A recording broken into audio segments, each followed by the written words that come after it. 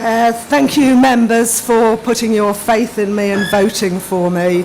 Can you all hear me? I do hope I at least meet your expectations, but hopefully exceed your expectations over the course of the next year. I know that Phil, in his CEO report, has written about to welcome the new members, but in my capacity as chair for the last minute, I'd like to welcome our new members from the constituent authorities who've joined us for the first time today. These are Sue Beardmore from Staffordshire County Council, Jim Garvey from Staffordshire Moorlands, Teresa Arnold from Barnsley, Sam Redfern from Derbyshire County Council, and Fiona Wilson from Cheshire East, who can't be with us today. So welcome to you all. I've spoken to some of you beforehand, and hopefully if I haven't done that, I'll do so in the break. But you're very welcome, and we're pleased to see you here. We're on item 3 now, which is election of the Deputy Chair of the Authority. So far we have one candidate for this, who is Virginia Priestley. Do we have any other candidates wishing to put themselves forward? Nobody? Would anybody willing to monitor? So, Melandra, are you putting yourself forward, or? I've not got a nominator yet. Who will nominate? Thank you. Mike, you're nominating Ginny, and Melandra, you're seconding Ginny, yes? Okay, thank you. All in favour? Anyone against? Any abstentions? Ginny, congratulations. I'm looking forward to working with you as my deputy, and this may be the first time we've had an all-female chair and deputy team in the authority. It might not be. Somebody can put me right if they wish to do so. Thank you for that. Item 4 is to receive and approve the minutes of the previous meeting held on the 22nd of May 2026. First of all, are there any corrections to these minutes? Okay, good. Can I have somebody who's willing to move the recommendation? Thank you, Charles. And a seconder? Amanda Martin, thank you. All those in favour of approving the last minutes? All those against? Any abstentions? Thank you, Ginny. So those minutes are approved. Urgent business, do we have any urgent business? No, thank you. No urgent business. Public participation, do we have any public participation? No. Item number 7 is members' declaration of interest. Do we have any declarations of interest for any of the items on the agenda today? No? Okay, brilliant. Right, we're into decision-making mode now. So the next item is item number 8, which we do once a year at the AGM, which is, first of all, receive the report on the member appointment process, and then we go through the ballots for the various positions.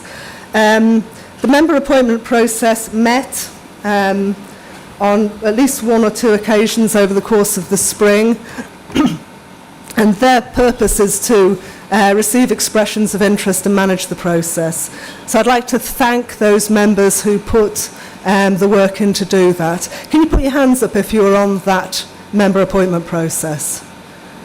Ruth, Yvonne, I think there were 1 or 2 others. Okay, thank you very much. Thank you for your time and the work. Do any of you want to put a report in about that, or? No? Okay, thank you. So in order to go through this process, the first thing we need to do is to review and approve recommendation 1 before we get into the nitty-gritty of looking at names in the frame. So do we have recommendation 1 up on the screen, please? No. No. It's up there. Thank you. So recommendation 1 is to set the size of the standing committees. Okay, you can all read that. It's to set the size of the standing committees. So we look at this every year in advance of going through the details. So This is so that the standing committees have 15 each, with 8 local authority members and 7 Secretary of State members.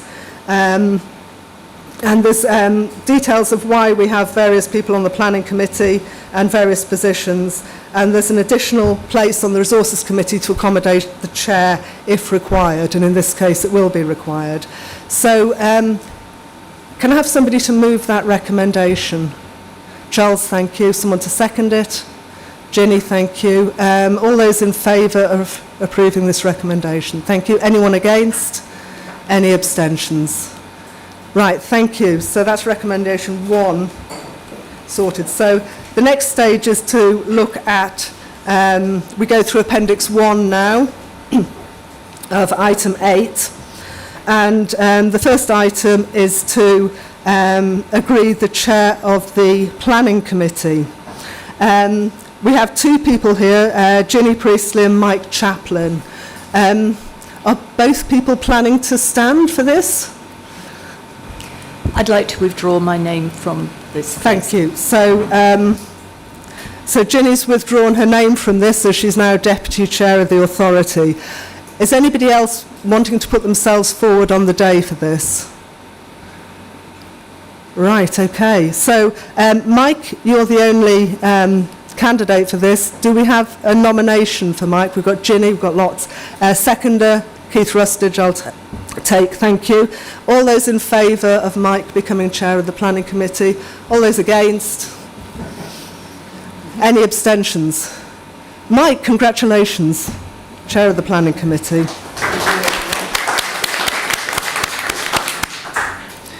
The next one is vice chair of the planning committee, and Ginny, on the basis that you've withdrawn from the last one, I assume you don't want to be considered No, here. I'd like to withdraw, please. Okay. Mike, do you want to be chair and vice chair?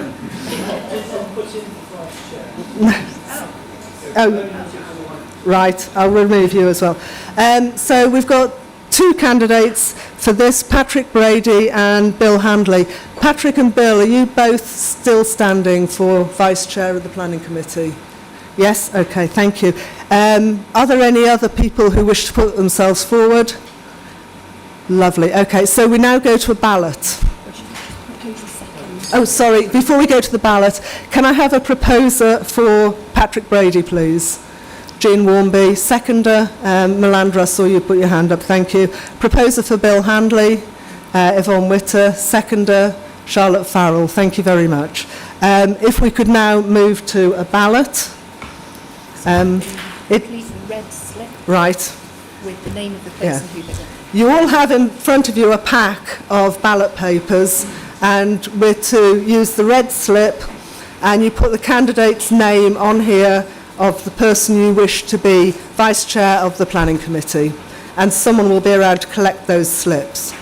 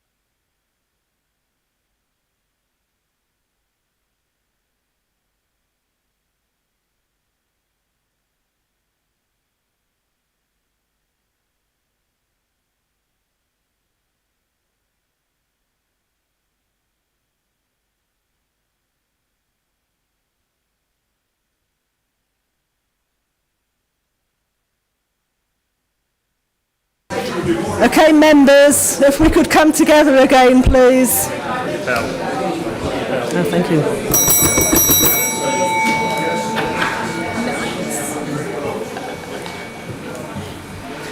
Thank you. We do have a result. Thank you to both of you putting yourself forward. It was very, very close indeed. But we do have somebody who inched ahead slightly, and that was Patrick Brady. So congratulations, Patrick. And thank you, Bill, for putting yourself forward. Resources Committee Chair, we have one person putting themselves forward currently, who is Charles Greaves. Do we have anybody else wanting to stand as Chair of Resources? Okay, in which case, could I have a nomination for Charles? Simon Thompson, seconder Martin Beer, thank you. All those in favour of Charles as Chair? Anyone against? Any abstentions? No abstentions. Congratulations, Charles. We currently have two people putting themselves forward for Vice Chair of Resources Committee, Amanda Martin and Andy Nash. Are you both still wanting to stand for this? Andy? Hi, Chair. I'd be quite happy to withdraw my nomination as I'm moving to the Planning Committee, Right. and I'd be more than happy to nominate Mandy as my replacement. Thank you. Thank you, Andy. So we've only got Amanda Martin. Is anybody else wanting to put themselves forward for Vice Chair of Resources? Okay, so we have Andy's nominated, seconder, Mike Chaplin, and all those in favour? All those against?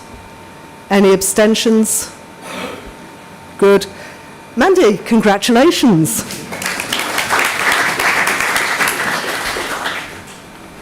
Right, thank you very much. So just to confirm where we are so far, we've got Ginny as Deputy Chair, Mike as Chair of Planning, Patrick as Vice Chair of Planning, Charles Greaves as Chair of Resources, and Mandy Martin as Vice Chair of Resources. If we could move on to item B on page 2 of the report, which is the appointment of committees, steering groups, panels and advisory groups. And for these committees and panels, we really look for, as far as possible, equal representation between local authority members and Secretary of State members. So if we could look at the Planning Committee, first of all, our Chair is Mike Chaplin and our Vice Chair is Patrick Brady. So we have a situation where we have for Planning Committee, mostly we want local authority people from particular authorities, as you can see, which is why they're listed the way they're listed. My understanding is Fiona Wilson, for Cheshire East, wishes to be on Resources Committee. And we also have two people putting themselves forward for the one place for Staffordshire Moorlands and Staffordshire County Council. So if no one else is putting themselves forward as a local authority member for Planning Committee, both Jim and Sue can serve on Planning Committee. Melandra. Sorry, can you put your microphone on, please? Can I put myself forward for the Planning Committee, please? I wasn't aware that I'd come off it. Yeah, you have to put your name forward each year as an expression of interest. It's not an assumption that you stay on it, because you were an additional member filling a gap last year when Jean Warmby was Derbyshire County Council representative. But yes, you can put yourself forward. So hang on, I just need to find out what the procedure is. Yes,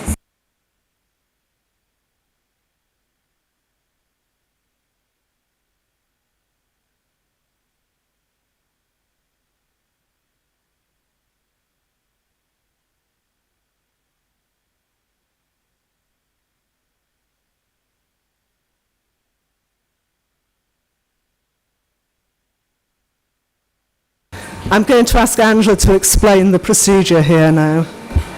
Okay, because Derbyshire County Council only has one allocated member to Planning Committee, and we've received the expression from Jean Warmby, I need to ask you, Melandra, whether you want to challenge for that space or you just want to challenge for the spare space for Cheshire East. Because if you want to challenge for the Derbyshire County Council space, that will mean that yourself, Jean Warmby, Jim Garvey and Sue are all going to be up for the ballot. I'll go for the spare space. Okay, thank you. So that means that Jean, you remain for the Derbyshire County Council space, and we'll have 3 people going for the spare. Okay, thank you.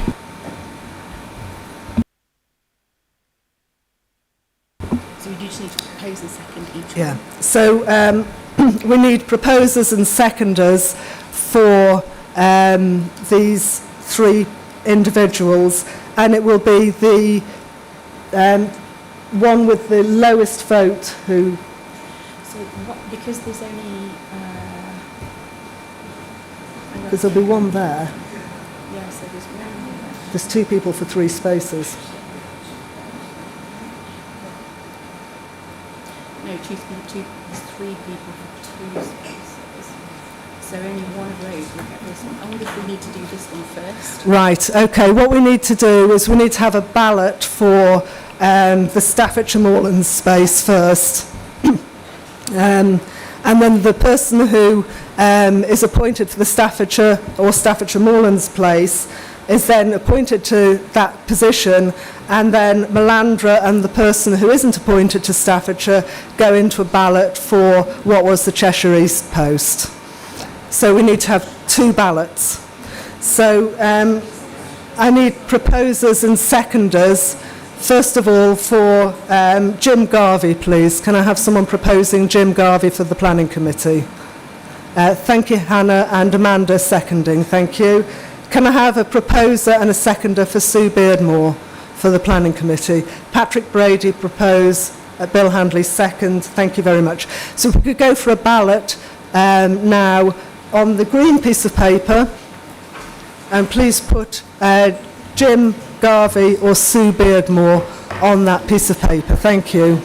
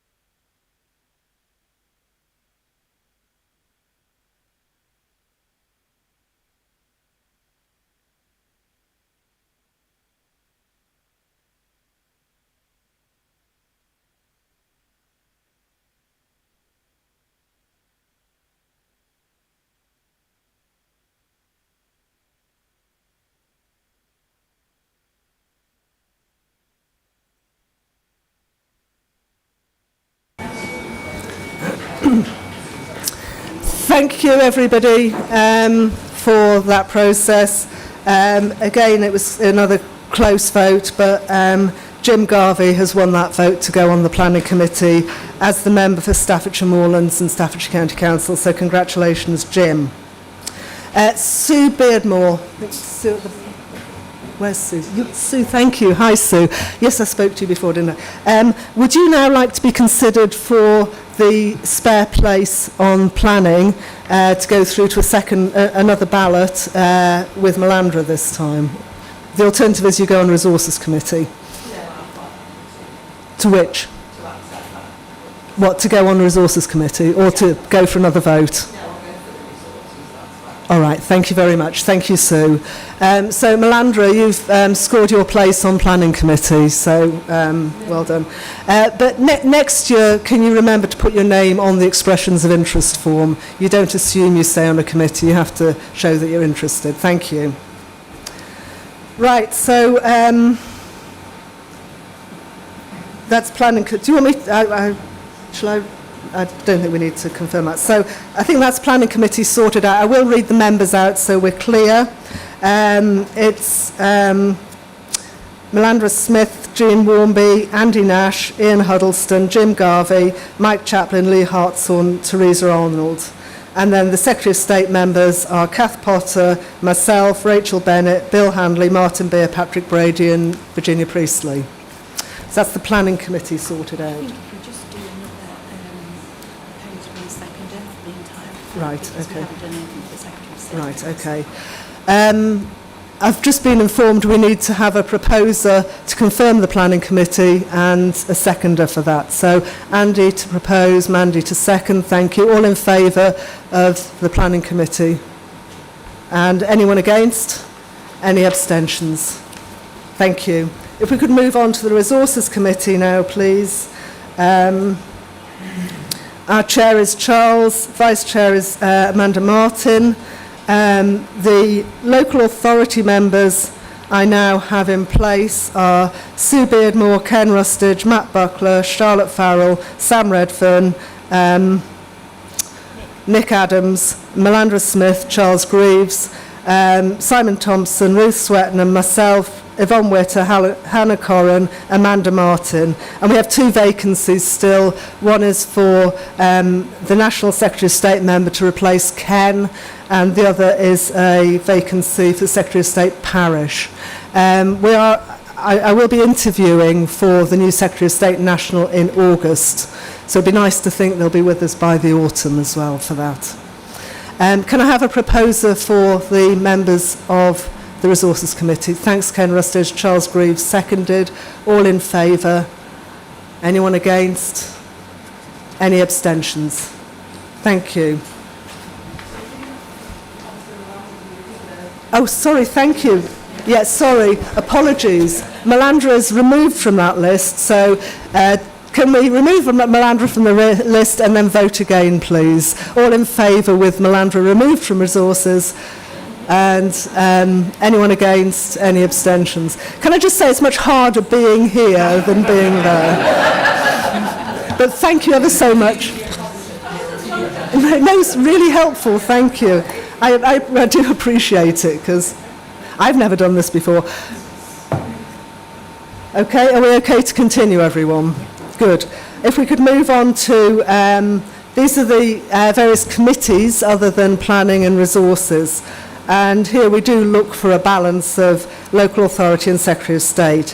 The first is the local joint committee, where we have the members put forward. Is there anybody wishing to come off that who've put their name forward for it? Is there Patrick? I wasn't aware of having put my name down for it, Chair. I may have done by accident, but it wasn't intended. So do you want it removed? I'd like my name removed, yes, please. Okay, thank you. Thank you. Is there anybody else who wants their name removed? Okay, that does mean that we have a vacancy for a Secretary of State member if somebody wishes to put themselves forward for that, or we carry a vacancy. Okay, there's not a rush for this, so let's carry the vacancy. To be fair, it hasn't met very much, I don't think. So thank you for that. I think what I'd like to do for the next lot of appointments through to the end of this process is to assume nominations and seconding as a block for everything from now on. We've done that before, that's precedent. Can I have somebody who's willing to move that as an idea? Mandy, seconder, Rachel, thank you. All those in favour of assuming nominations and seconding on block? All those against? Any abstentions? Excellent. This means we don't have to nominate and second each member putting themselves forward for each one of these subgroups or working groups or outside bodies. We've assumed everybody's been nominated and seconded. We don't have to vote on each one now, do we? If there's a change, we will. Okay, Yes. right, because there's been a change to this, because Patrick's removed, we need to vote to approve the membership of the local joint committee. So can I have a nomination? Charles, seconder. Ginny, thank you. All in favour? All against? Abstentions? Thank you. So that's approved. So we only need to vote if there's been a change over what's written in the paper. If we could go to the appeals panel now, we have 5 local authority members and 4 Secretary of State. Andy, you've put yourself forward for the appeals panel and the investigatory and disciplinary committee. You can't do both. Which would you like to be on? I'll withdraw from this, otherwise you're going to be very short on the other Sorry? panel. I'll withdraw from the appeals panel. Thank you. Okay. So Andy's withdrawn from the appeals panel. Any other people wanting to withdraw? We have a vacancy for a local authority member if anyone wants to take that on. Ken Rustage, thank you. No, he's on the IDs. He's on the. Oh, you can't do it either, Ken. You can't, you're on the investigatory and disciplinary, so you can't go on that either. Right, thank you. So apart from Ken, nobody else. Right, thank you. So can we, we'll carry that vacancy then. Anyone else, and no one else wants to put themselves forward. So can we vote to approve the appeals panel? All in favour? All against?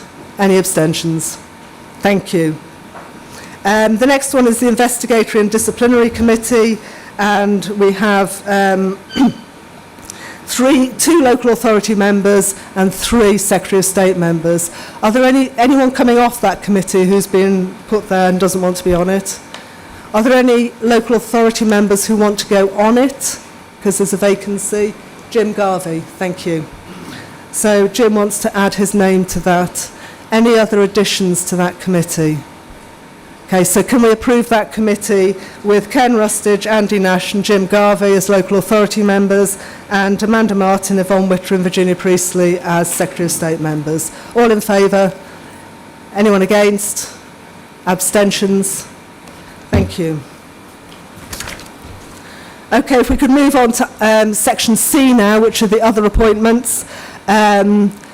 These we don't have to have equal representation between local authority and Secretary of State. We like to have a balance, but it's not essential, as it has been with the previous ones. So we don't need that 50-50 split. The first item is the due diligence panel, and we've got Andy Nash wishing to be the member of that. Andy, you're still wishing to do that? Anyone willing to be the deputy for that? Can I just say I was the member for this last year and it was a fabulous thing to be on. It was really interesting and Ken, you'd like to be the deputy? Right, thank you. So we've got Ken as the deputy for that. We don't need to vote on that, do we? Yes. Yeah, so can we vote on that please to have Andy Nash as the member and Ken Rustage as the deputy? All in favour? Anyone against? Any abstentions? Okay, the Governance Review Working Group. We currently have Ken Rustage, Charles Greaves, Simon Thompson, Amanda Martin, myself, Ginny Priestley, Hannah Corrin and Patrick Brady. Is there anybody who wants to come off that? Hannah, I think you want to come off that. Okay, thank you.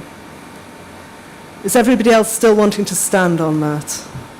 Is there anybody else, anyone who wants to come on that who isn't listed already? Okay, thank you. So we have 1, 2, 3, 4, 5, 6, 7. So we have 7 members on that, 2 local authority and 5 Secretary of State, which we can do because it's not required to have that balance. So if everybody's happy with that, we don't need to put this to a vote in terms of choosing members for that committee. So can we vote on those 7 members, please, being on the governance working group? All in favour? Anyone against? Any abstentions? Thank you. So that's the governance working group sorted out. The local plan review member steering group. I'm just going to have to do some maths here because I've got to work out who was chair and vice chair of planning. So we've got Mike and Patrick, and then I'm there. So 1, 2, 3, 4, 5, 6, 7, 8, 9. Right, currently we should have 9 members on this, and if I've got my maths right, we've got 9 members currently. I'll read out who it is. We've got Mike Chaplin as chair of planning, Patrick Brady as vice chair of planning, myself as authority chair, and then Kath Potter, Bill Handley, Martin Beer, Andy Nash, Charlotte Farrell and Ginny Priestley. Is there anybody wishing to come onto that group? Anybody wanting to come off that group? Ruth? I make that 10. 1, 2, 3, 4, 5, 6, Have I got 7, that 8, right? 9. I make it 9. Yeah, you're 9. You're correct. Yeah, I'm right, Ruth. Thank goodness for that. Right. All in favour of the local plan steering group constitution committee. Thank you. Anyone against? Any abstentions? Thank you. We'll move on to 4 now, which is the member appointments panel process. This is the one that meets to go through the expressions of interest every year and puts together this report. We only have 1 local authority member on that at the moment. Do any other local authority members want to go on that? Okay, well, we carry the vacancies then. So, and Ruth, Bill and Yvonne, are you happy to stay on that? Any other members wanting to go on this group? Okay, so can we vote to approve that then? Thank you. All in favour? Anyone against? Any abstentions? Thank you. We now move to the appointment to outside bodies part, which is part D. We're nearly at the end of this bit. For the Campaign for National Parks, this is the campaigning group that campaigns on behalf of national parks. It does what it says on the tin. They meet 2 or 3 times a year, I think, and I know they meet at least once in person in London. So for this appointment and other appointments, I'd be really grateful if people putting themselves forward know that they are able to commit to being involved in these organisations. So we currently have the need for 1 member and 2 deputies. So we've got Simon Thompson, Amanda Martin, Ken Rustage, Andy Nash and Hannah Corran. Do all those people still want to be considered? Hannah, you want to come off, thank you. Andy, you want to come off I'm as well? happy to come off. We've got a good representation. Thank you. 1, 2, 3. So we're left with Simon Thompson, Mandy Martin and Ken Rustage as the 3. What I'd like to do is follow the precedent that Ken set over the last 2 or 3 years, which is that those 3 people have a conversation between them and decide who will be the member and who will be the deputies. If you want me to be part of that conversation, facilitate it, I'm very happy to do so. But if we could approve that, can we show all in favour of those 3 members? Anyone against? Any abstentions? So thank you. East Midlands Councils, we have 1 member who's Bill Handley. You only want to be the deputy, do you, Bill? Okay, good. You might have to be if there's nobody else. Does anyone else want to be a representative here? Okay, Bill, I think we'll assume you're the member. Thank you. We don't need to vote on that, do we? No. Okay, Europark, one member, we have Andy Nash. No one else is chomping at the bit to do that. Andy, thank you. Derbyshire Archaeological Advisory Committee, this was Ken Smith's baby. Would anybody like to take over being the member of that, or do we carry a vacancy? Ken? Will you be able to attend and be involved? Okay, yeah, we'll put you down. Thank you, Ken. The South Yorkshire Mayoral Combined Authority. This is the sort of South Yorkshire Mayoral group, so it's the equivalent of EMCA for East Midlands, and we don't have anybody at the moment putting themselves forward for that. Would anybody be able and willing to do that for us? Don't all bite my hand off with enthusiasm. Okay, Bill, thank you. Thank you very much. The Peak District National Park Foundation, we need 3 members and 2 reserves. And we've got Ruth Swettenham, Kath Potter, Ken Rustage, myself and Hannah Corran. Hannah, you want to be considered for this, thank you. What I'd like to do is, as we did last year, is as we'll be doing with the Campaign for National Parks, those members get together and decide and discuss who will be members and who will be reserves. Ruth, as you're the longest standing trustee, can I ask you to do that communication, please?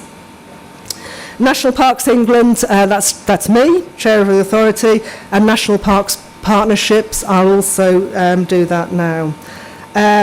Derwent Valley Community Rail Partnership, we've got 1 member and 1 deputy. We've got Ken Rustage on that at the moment. Are there any other people wanting to be involved in that?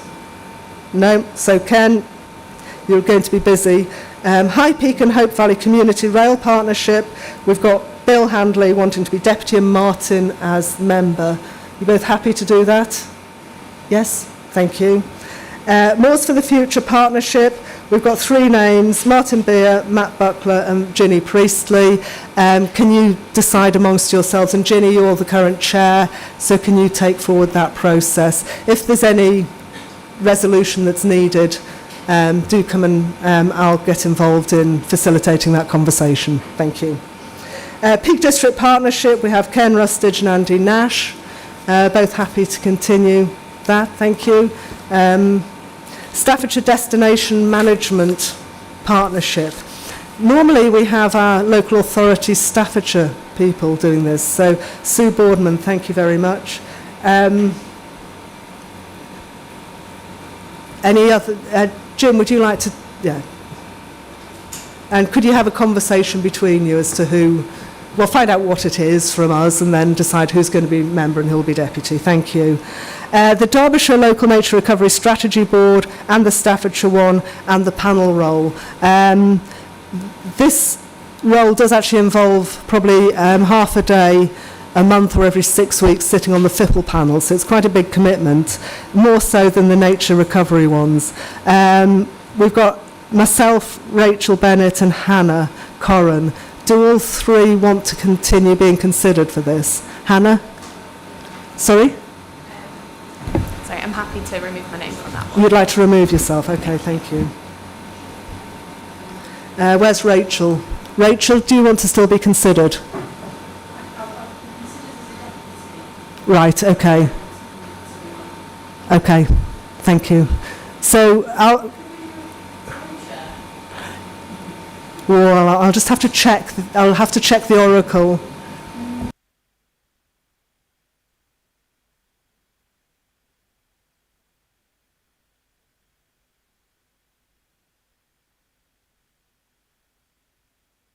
They say co-chair.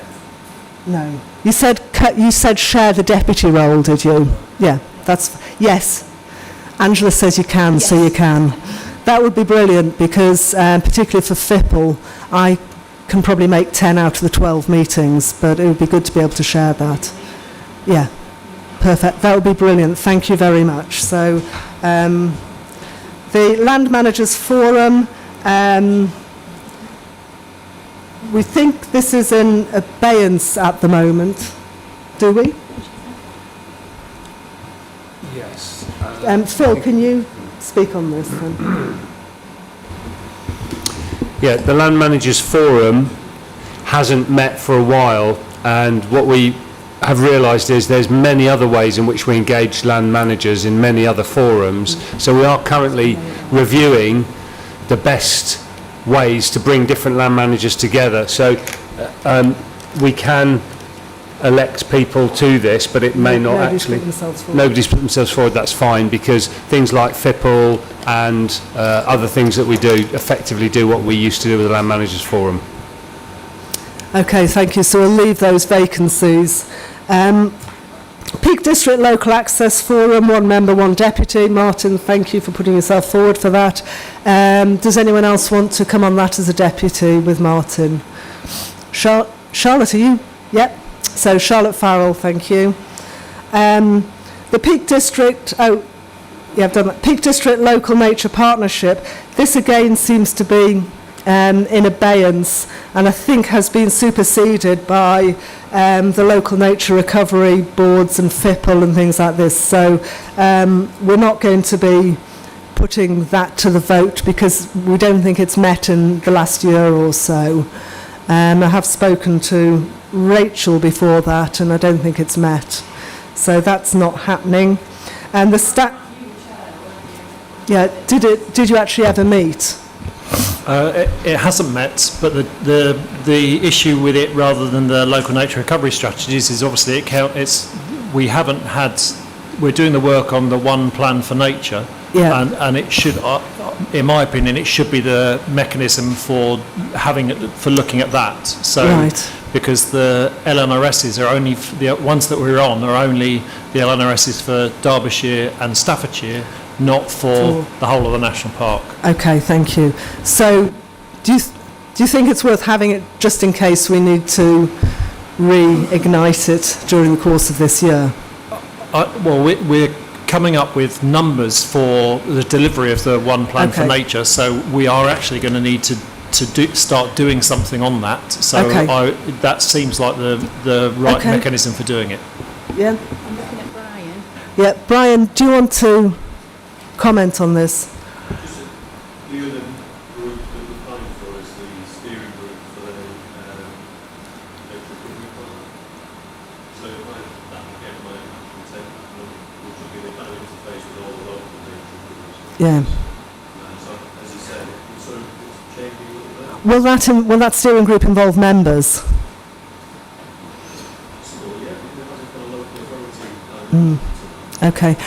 I'm feeling a sense that we probably should keep this group with some members on it for now, because if we lose it, we might lose that member representation in this area.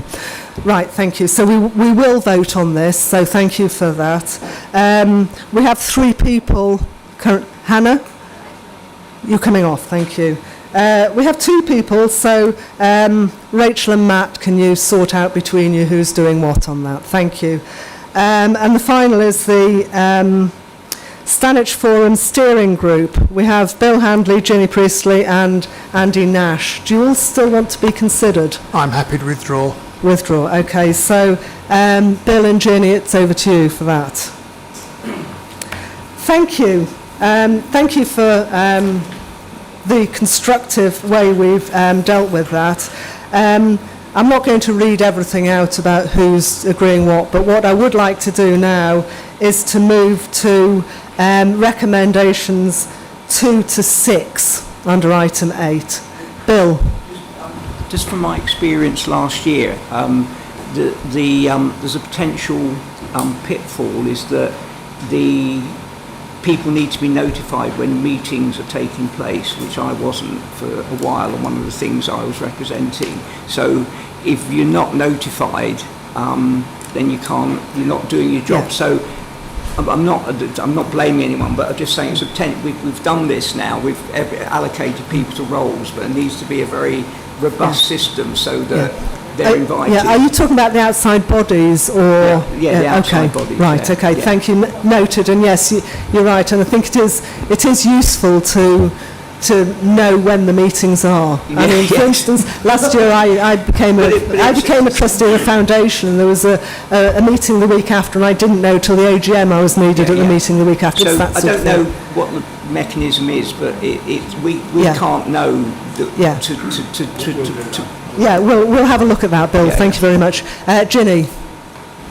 Yeah, as you know, Janet, when you took over from me on the local nature recovery, the people within the various bodies didn't know that you'd taken over. Yes. And there was quite a time getting it all sorted out. So do we notify outside bodies that there are new members? Yeah. Who's going to? Do you want me to speak? Angela. Yeah, so we can notify, I'm not quite sure what happened previously, but we will notify all of the outside bodies of who has been appointed following this meeting today, and we will ask them to notify you of when their meetings are. We can't do that notification to you because we don't organise their meetings, but all we can do is ask them to do that. So, hope that's okay. Yeah, thank you. But yeah, anyone who has served on any of these outside bodies and knows meeting dates in advance, can you let any new members know now, so particularly for things in July? For example, I know there's a campaign for National Parks meeting coming up in the next couple of weeks or so. I'll let you know, Simon. Right, thank you for that. Can we now look at recommendations 2 to 6? Oh, thank you. Can I have someone to move these recommendations en bloc, please? Mandy and Ruth to second, thank you. All those in favour? Anyone against? Any abstentions? So thank you very much for that, members. That's item 8 completed. Now, I am aware it's quite warm in here, but I would like to take us through item 9, and then we'll have a break, if that's all right with everybody. So item 9 is the approval of the Peak District Local Plan 2026 to 2045 for Regulation 19 consultation and submission to the Secretary of State. Now, I am aware that the air conditioners in this room are very noisy, and so when people are speaking, as I'm trying to do, can you speak up as much as possible, because even with your mic on, it's actually sometimes quite difficult for people to hear. So can I just remind you all to speak loudly? It's not within my nature to do so. But I'm going to hand over to Adele Metcalf to introduce this item.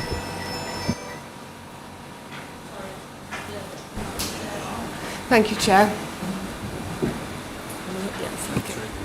Thank you.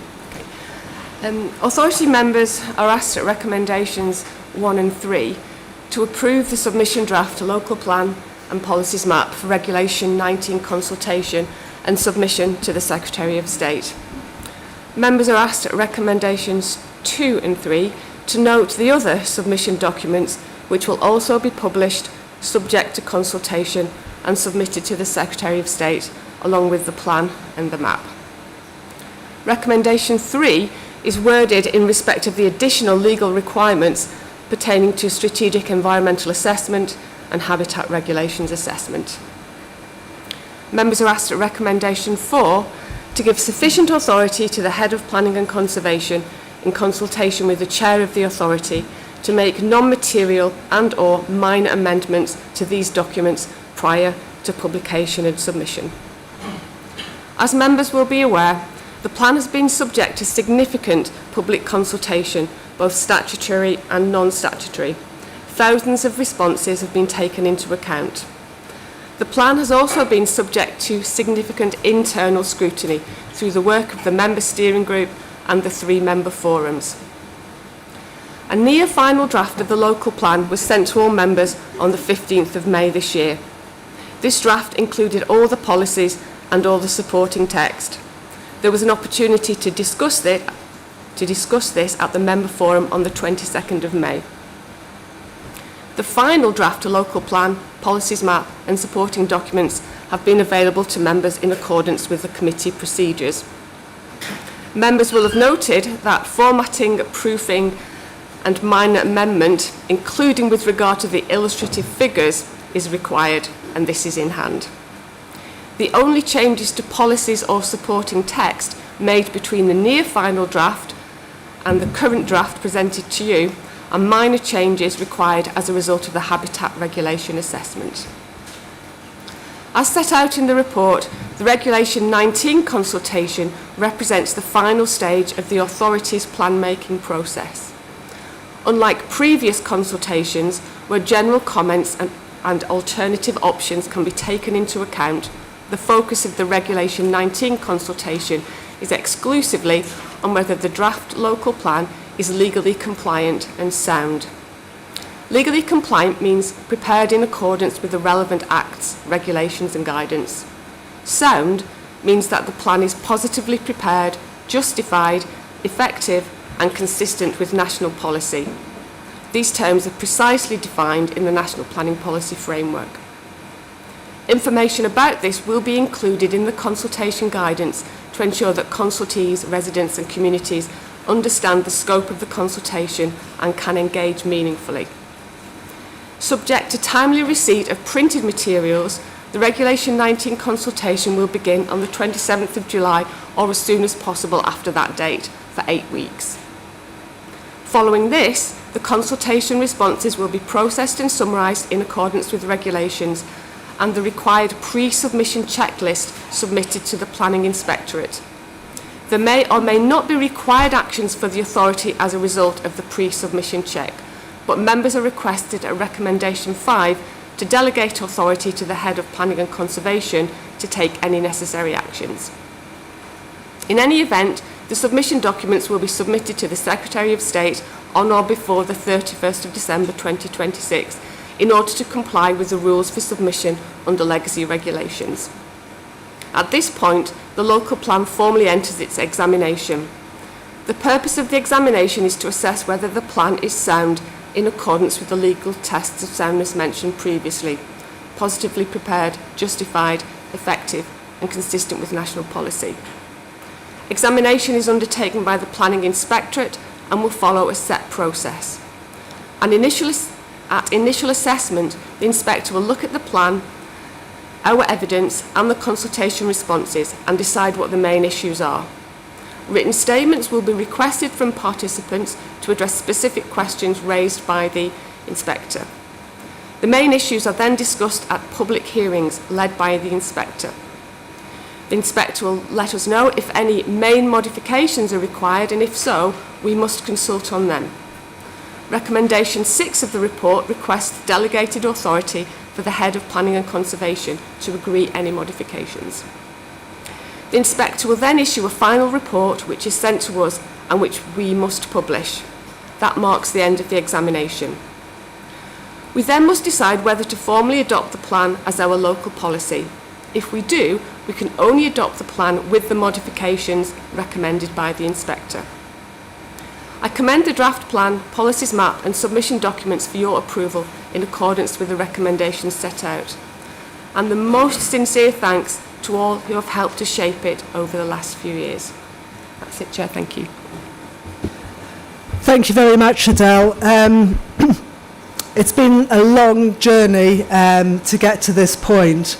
I've been aware of the local plan steering group being involved for 5 years in this, and Adele, you've lived and breathed this document for all of that time as it's evolved. We've had 36 local plan steering group meetings. This has been to authority forum 3 times, including most recently in May when the near final report came to us, and we had opportunities to discuss it then, and it's been to 3 authority committees. I'm aware we have many members in the room who haven't been around for the last 5 years to enjoy this process, but some of us have as well. We also have had a member steering group for all of that time, and those of you on the steering group, can you put your hands up please, so we know who you are. So huge thanks to all of you. And Patrick, I'm aware you've been chair of that for a while. Do you want to say a few words, Patrick? As you had your hand up before I started speaking. Chair, I'm happy to move the recommendations in the report. Let's start there. The progress that's been made with this plan over the years has been, I think, quite considerable. There have been one or two really difficult issues.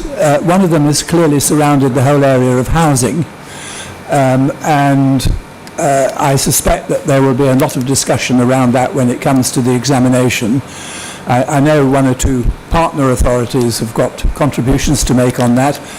And another area of particular controversy was how we deal with tourist hotspots, recreation hubs, and so on and so forth. And I think with that one we have got nearer to a consensus of one sort or another. The plan as it is now is a draft plan. It necessarily will include things that we don't all necessarily fully agree with. But it is in a state, I believe, that it should now go to examination.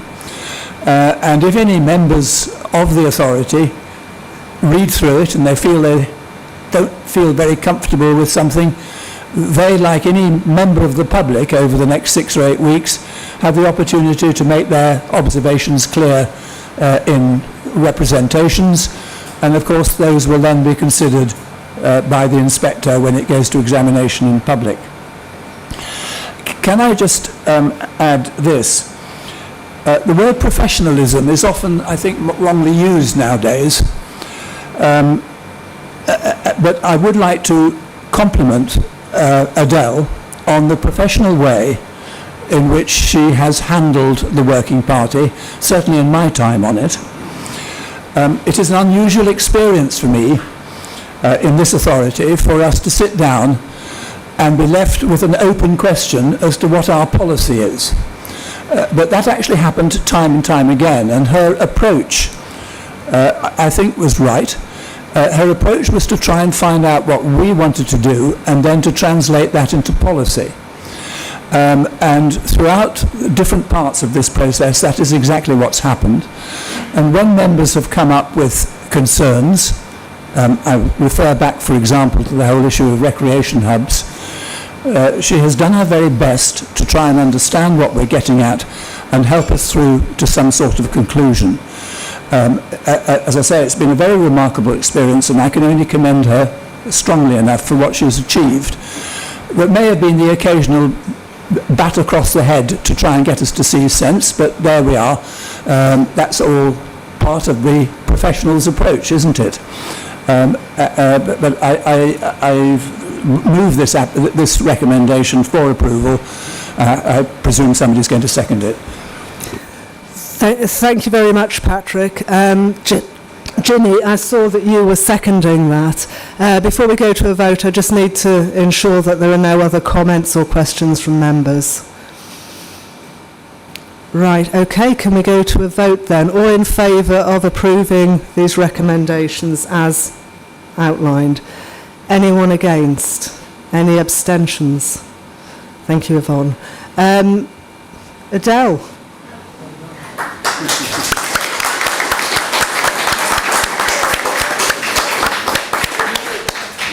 Yeah, and Patrick, thank you very much for chairing the steering group and for navigating, both of you navigating through this process. I know it's been a long and hard gestation for you.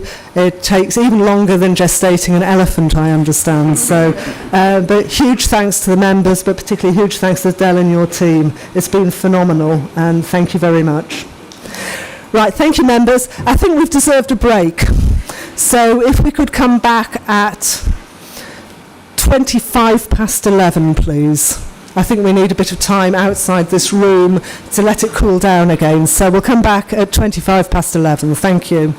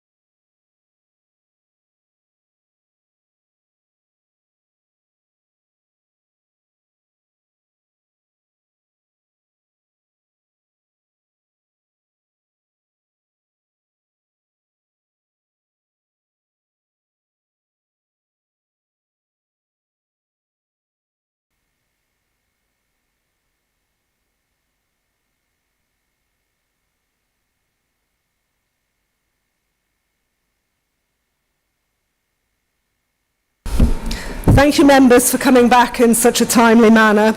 If we could continue with Part B of the authority now, and I'm going to ask Phil Mulligan to present the CEO's report.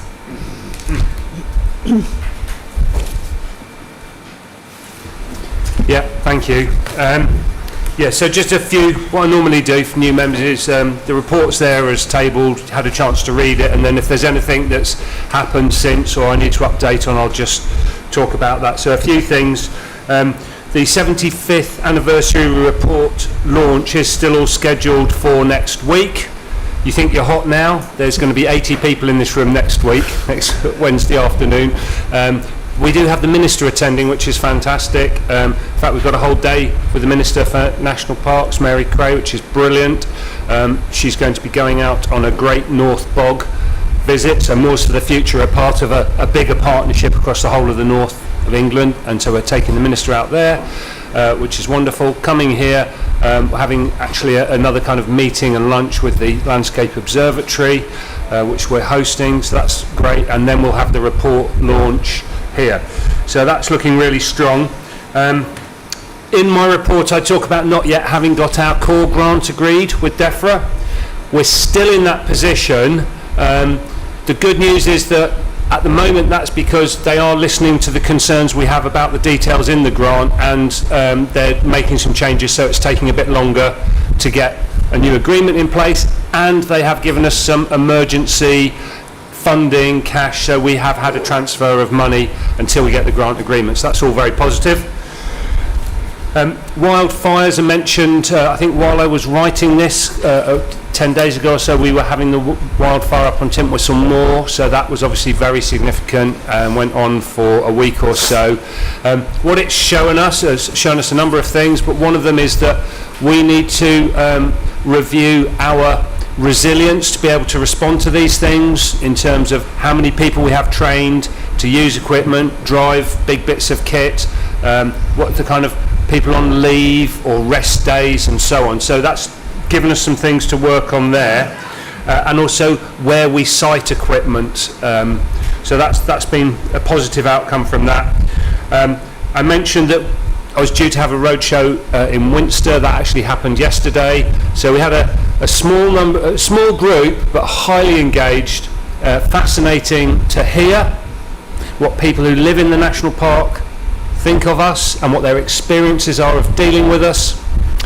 So some really useful learning there and opportunity for people to be heard.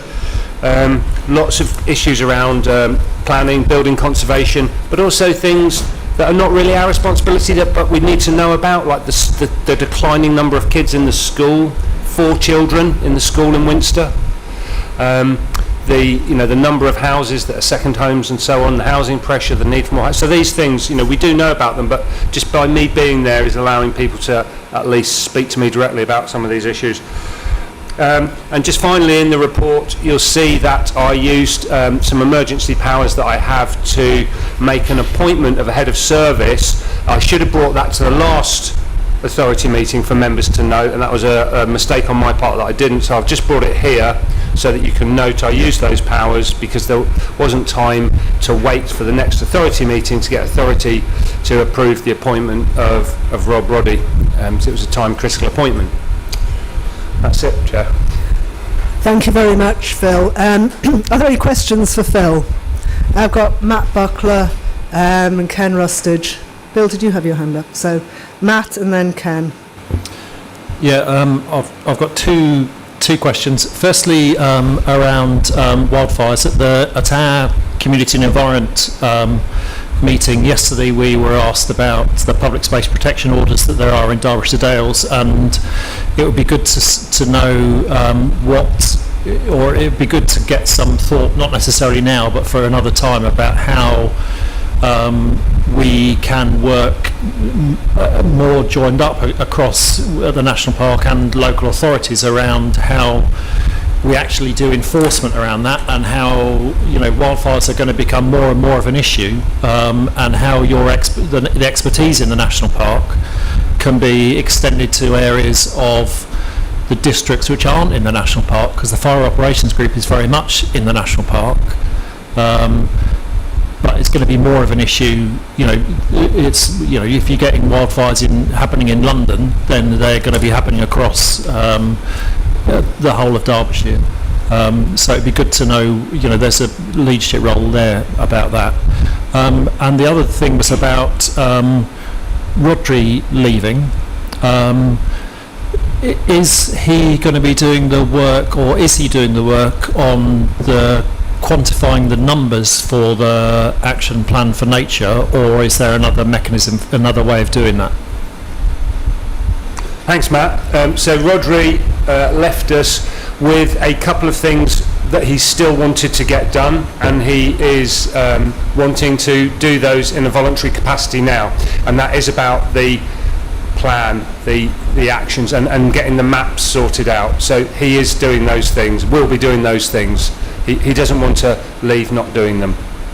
Okay, on the wildfire, we have a fire operations group which is bringing partners together on how to kind of fight fires and be trained and communicate. We're considering a fire engagement group alongside that, which is more about coordination of the messaging and the prevention and the public space protection orders. We also cover those at the police kind of forum that we co-chair, and that was discussed recently there. So the issues with the public space protection orders, they're in place. These are things like you're not allowed to have fires or no naked flames, so they're good, but who enforces them? So the authorities putting these things forward don't have the resources to really enforce. Our staff are not, they don't have the power to enforce either. So it needs to be an officer of the local authority that's made the order, or the police can do it. And the police don't have the capacity to do it either, really. So we are doing some other things other than enforcement. These things are actually an engagement tool as well. And the actual enforcement, if you're kind of just relying on enforcing and prosecuting and so on, then you're missing the real thing that needs doing, which is all the people you can't reach. So we've hired wildfire seasonal rangers, and that's going really well. Funding from the BMC has helped us have someone who's now actually hired their hours of work are the evenings and weekends. So we've never done that before, and they've also a team of volunteers now recruited to go out evening and weekends. And up on the Eastern Moors, the partnership we have there, they're doing innovative things like having thermal drones, so that how do you know whether people are camping on this moor without walking across the whole moor and stumbling across them? They're now sending up these drones that have got cameras that can pick out heat, and they know exactly where to go. And the drones also have a loudspeaker, so that they can actually fly the drone above a group and engage them through a speaker and not have to engage quite a large group of people camping. So that helps with our ability to engage where health and safety issues might mean we wouldn't have been able to. So I think that we are doing quite a lot on that. There's also all the work Moors for the Future are doing on the signage. There's national stuff happening around National Parks UK, trying to get a position statement on wildfires. It is, I think, the biggest issue probably we face. But I think just focusing on enforcement of the public space protection orders is probably, not what we need to do. Thank you. Is it a detailed question relating to this? Because okay, go on. No. Okay, thank you. Ken Rustage. Thank you, Chair. I think Phil has very largely answered my question in his previous exposition, but the point I was making about the fires, I was in the Oldham Town Centre, and the smoke coming over there. I was told to the Chief Executive what's going on.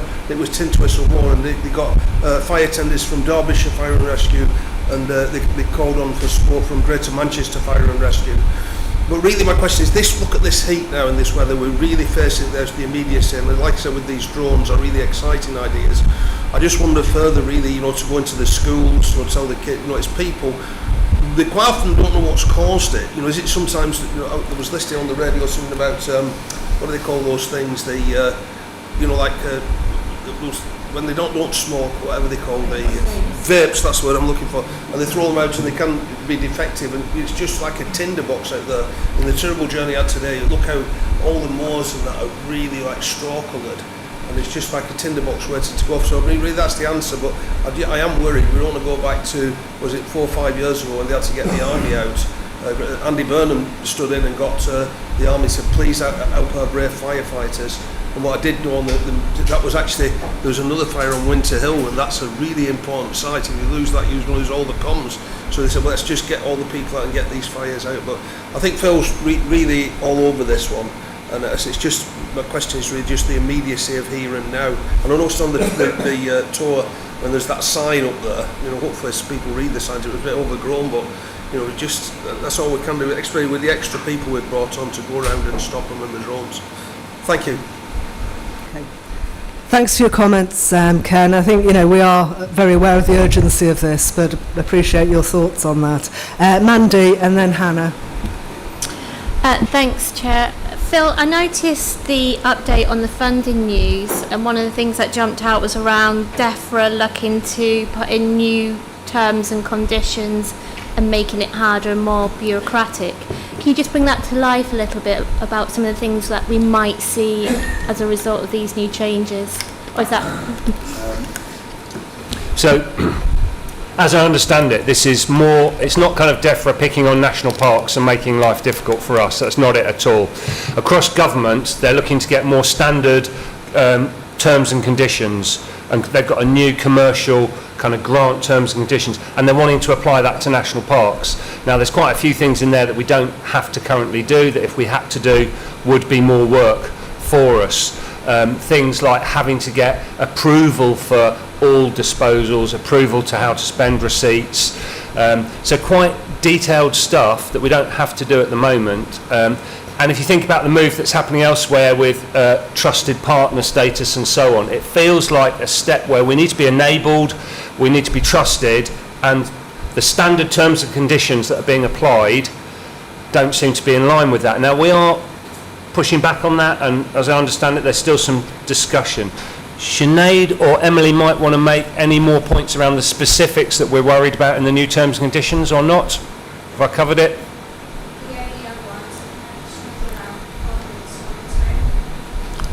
Performance monitoring. Yeah. So it's around performance monitoring and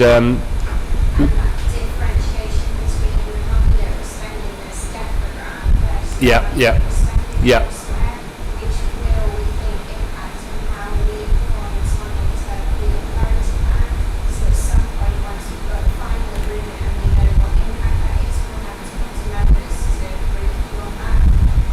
Yeah, so one of the things at the moment is we don't, every pound we spend, we don't say that's a DEFRA pound or that's a pound we got from car parks, and we might have to report, you know, on how every DEFRA pound is spent.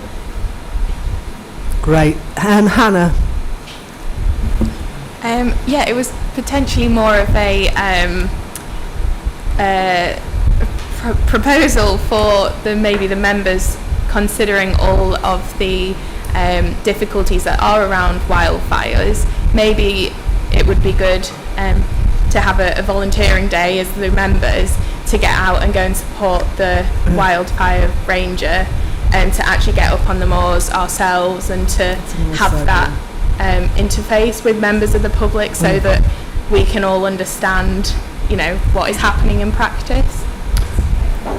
Thanks, sorry, I didn't. Sorry. That's a great, very interesting idea. I'll take it away. We could definitely have something that was available for members to accompany some of our volunteers or staff in this area. We could also think about the next annual members site day that we've just done.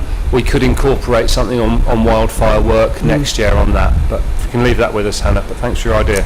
Thanks, Hannah. I haven't had any more hands up for questions. Oh, Ruth. Not really a question, but just to offer our thanks to Hannah, who attended the meeting, the governance meeting in London. I think it was in London, a pretty high-level meeting. So it's great that the Peak District National Park was front and centre, but I know you were representing young members as well, so I just wanted that recorded. Thanks, Hannah.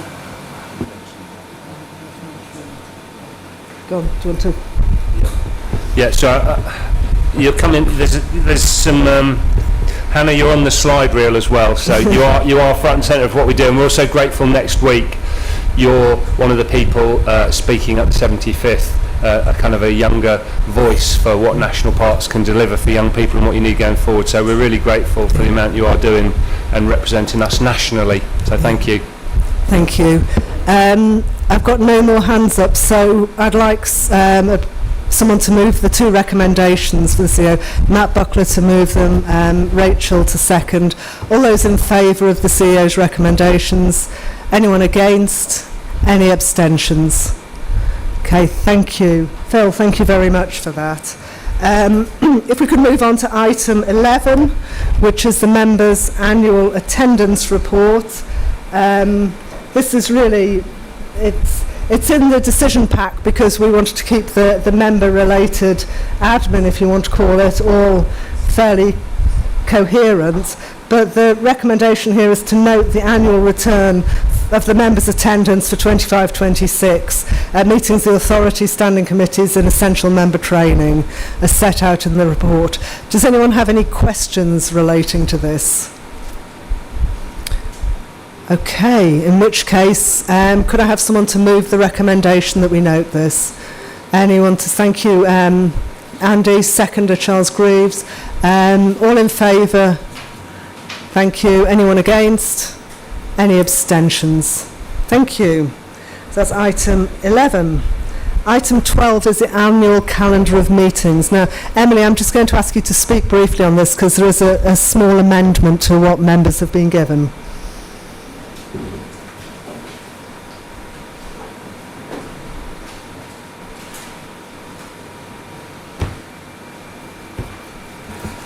Thank you. Morning, everyone.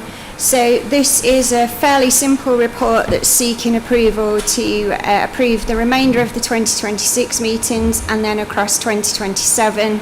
The only minor amendment is that, unfortunately, and apologies, we have one rogue meeting date in there. So for the 2nd of October 2026, there is no forum. It's just the business planning briefings. So if members could just take the forum out of their diaries, that forum will fall on the 25th of September after the full authority meeting. Thank you. We don't need to adjust the recommendations as a result of that. So if you could just remove the 2nd of October as a members' forum, and it should be on the 25th of September. It just jumped into the wrong month there. So are there any questions relating to the annual calendar of meetings? In which case, can I have a proposer to move the recommendation? Mandy Martin, seconder Bill Handley. Bill, do you want to speak? No, yeah, just on that, it's great having dates in advance. What's happened in the past, and I've commented on it, they've been changed. Can we, in order for us all to plan and to attend the maximum number of events, can we just assume they won't be changed? I mean, sometimes they do need to be changed, but it's important that they're not changed so people can actually plan round it, even if key people can't attend those meetings. So it's not fair on people to change them and then people can't attend because they get put to a different date. That's just my point. It's not everyone can attend all the meetings. So. Thank you, Bill. I do share your frustration to a degree, but I also understand there are times when we might have to have extraordinary authority meetings or, for good reason, essential member training, for example, those dates might change. So I think the officers work hard to not change the meetings, but it is, I do share your frustration that we plan our diaries and then we find it's moved to a date we can't make. But notwithstanding that, I think we're all trying our best to keep them as consistent as possible. Hannah. Thank you. It was just a request if they could be put in our Outlook calendars as well, just to make it consistent. Then we can check on our emails that they're in there. And then if there are any changes, it's really easy for us to see if we've missed an email, for example. Thank you. I think, just a moment.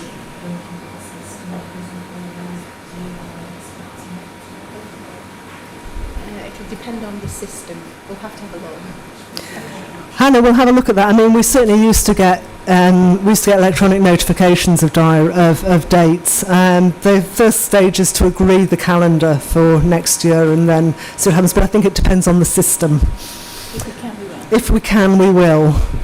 Charles? Yeah, just on that point, Chair, I think when we used to have them, any change, everybody got changes. So it rather than helping that previous system, I found it more confusing than not. But if we can have a system where everybody's diaries don't change because one person has changed what they're wanting to do, that would help. Okay, we'll look at that. Thank you, Emily.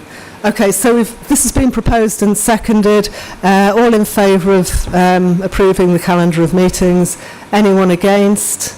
Any abstentions? So thank you very much. If we could move on to item 13 now, which is the internal audit block. Sinead, this is your item, isn't it? Are we expecting Matt Freestone? Matt, I think you may, for questions as well.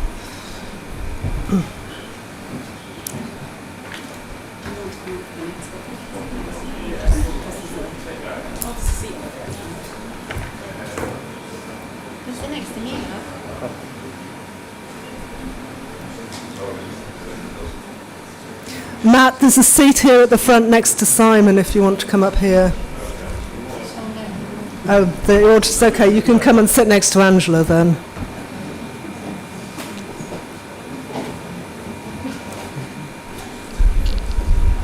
Do we need another seat?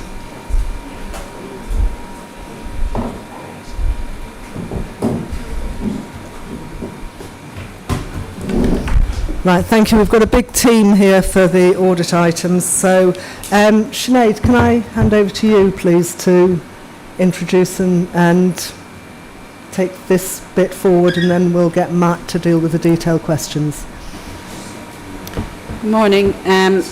First of all, just to note, the title should say Block 3, not Block 2, so apologies about that. These are our final two internal audit items for 2025-26. They both sit in the assets team, so we have Matt Freestone and Helen Carrington here for any questions on the reports in their area. But any questions, happy to take them. Right, thank you. So there were two items under this block relating to rent and assets and car park income. Any questions on the reports that have come through? Simon Thompson, please. Two comments really. I think it is the rent review came up last year during the internal audit as well. So it is slightly concerning that hasn't been closed out over the last 12 months, and hopefully we will address that over the coming 12 months. And then the second one was just a question in relation to maintenance monitoring. I recall we went on a member visit to a pub on the A53, which was certainly not in a good state of repair. It was a shambles. What has happened to that building? Is that still in our possession, or have we sold it? So, Matt, I think you're probably best placed to deal with these. Yeah, we do still own the pub. We are currently working on disposing of it, which is the plan. I think a lot of the issues that have been raised in this audit report are down to lack of capacity. We've been without a rural estate manager for I think nearly 2 years. 18 months, 2 years, something. So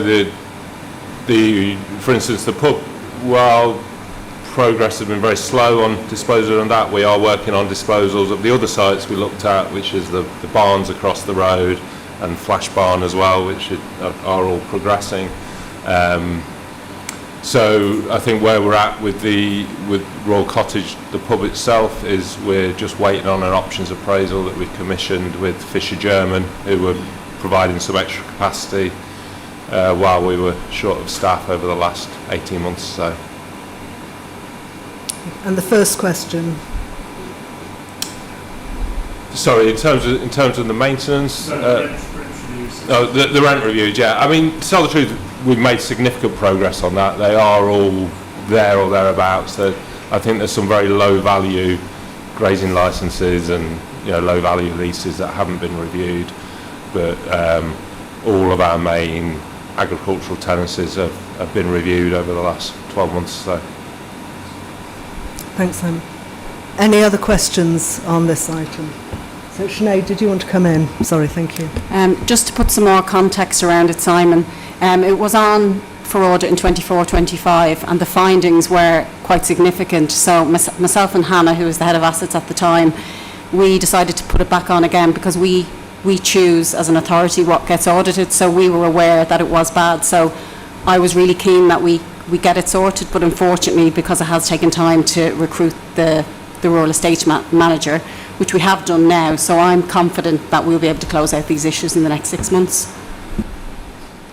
Okay, thank you. Any other questions on these internal audit blocks? Mandy? It was just more of an observation. On both of the reports, it looks like there are strong controls in place, but people are not following them or documenting appropriately.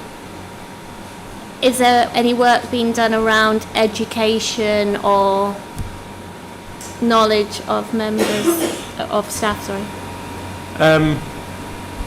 I don't see that, to tell the truth. I think that where there are controls in place that aren't being done, it's purely down to capacity and what our priorities are, rather than people not doing what they should be doing, if you see what I mean.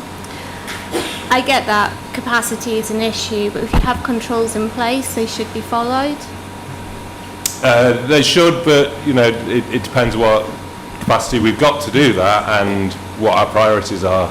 We've been directed very much towards the capital programme of the last couple of years, which has meant that particularly some of the regular ongoing maintenance on our rural estates, for instance, has had to be knocked down the list, and we only have the capacity that we have to do what we're kind of directed to do, I guess.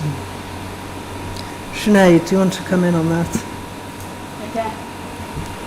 Again, just to give some reassurance on that, you'll see in the next report, the annual report, that where we've been given up follow-up actions, we have 100% compliance on our follow-up actions. So anything that has been put as a recommendation in those reports, Veritao come down quite hard on us to make sure they're implemented. So really happy to see that anything from last year has been implemented, with the exception of the rent reviews, which we had to push the date down on because we just purely didn't have capacity. But if that gives reassurance on the items that are in these two reports, when we bring next year's report, we should see, again, 100% compliance on the follow-up actions. Okay, thank you. Any other questions on this internal audit block? Okay, can I ask for someone to move the recommendation, please? Ruth, and second, Ginny. All in favour of the recommendation?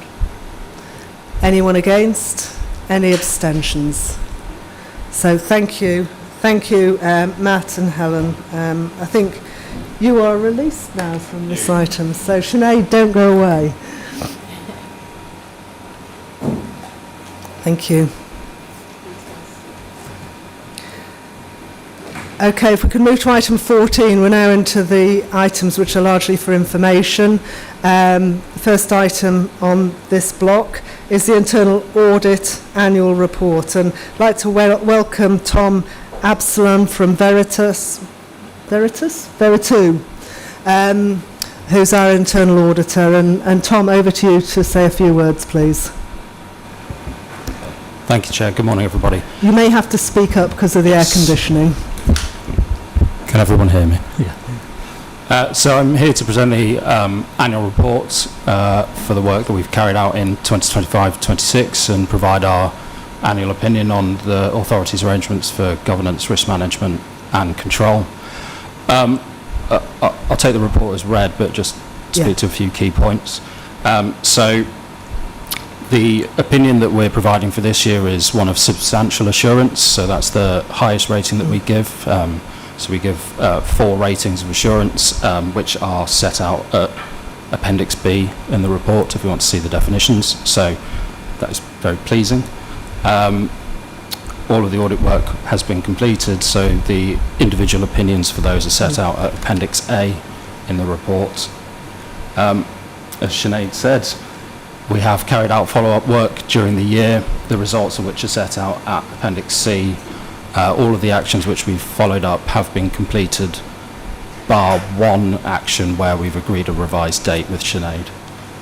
There are a number of actions which we'll be following up during the course of this year where the timescales haven't come due yet.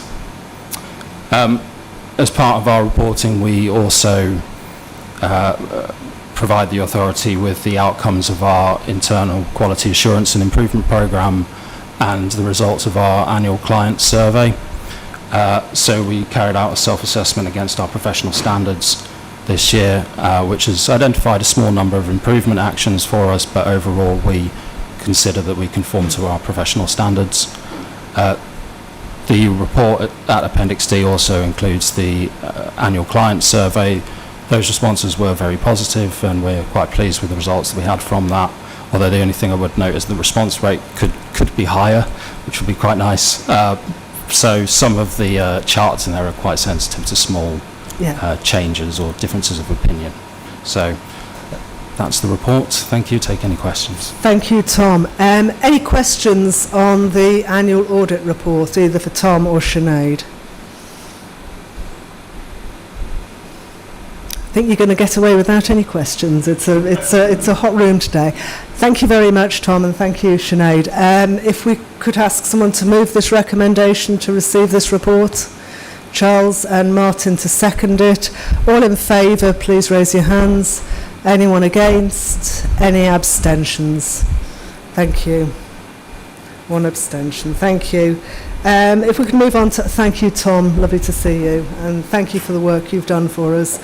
We're going to move on to item number 15 now, which is the financial outturn and reserve appropriation.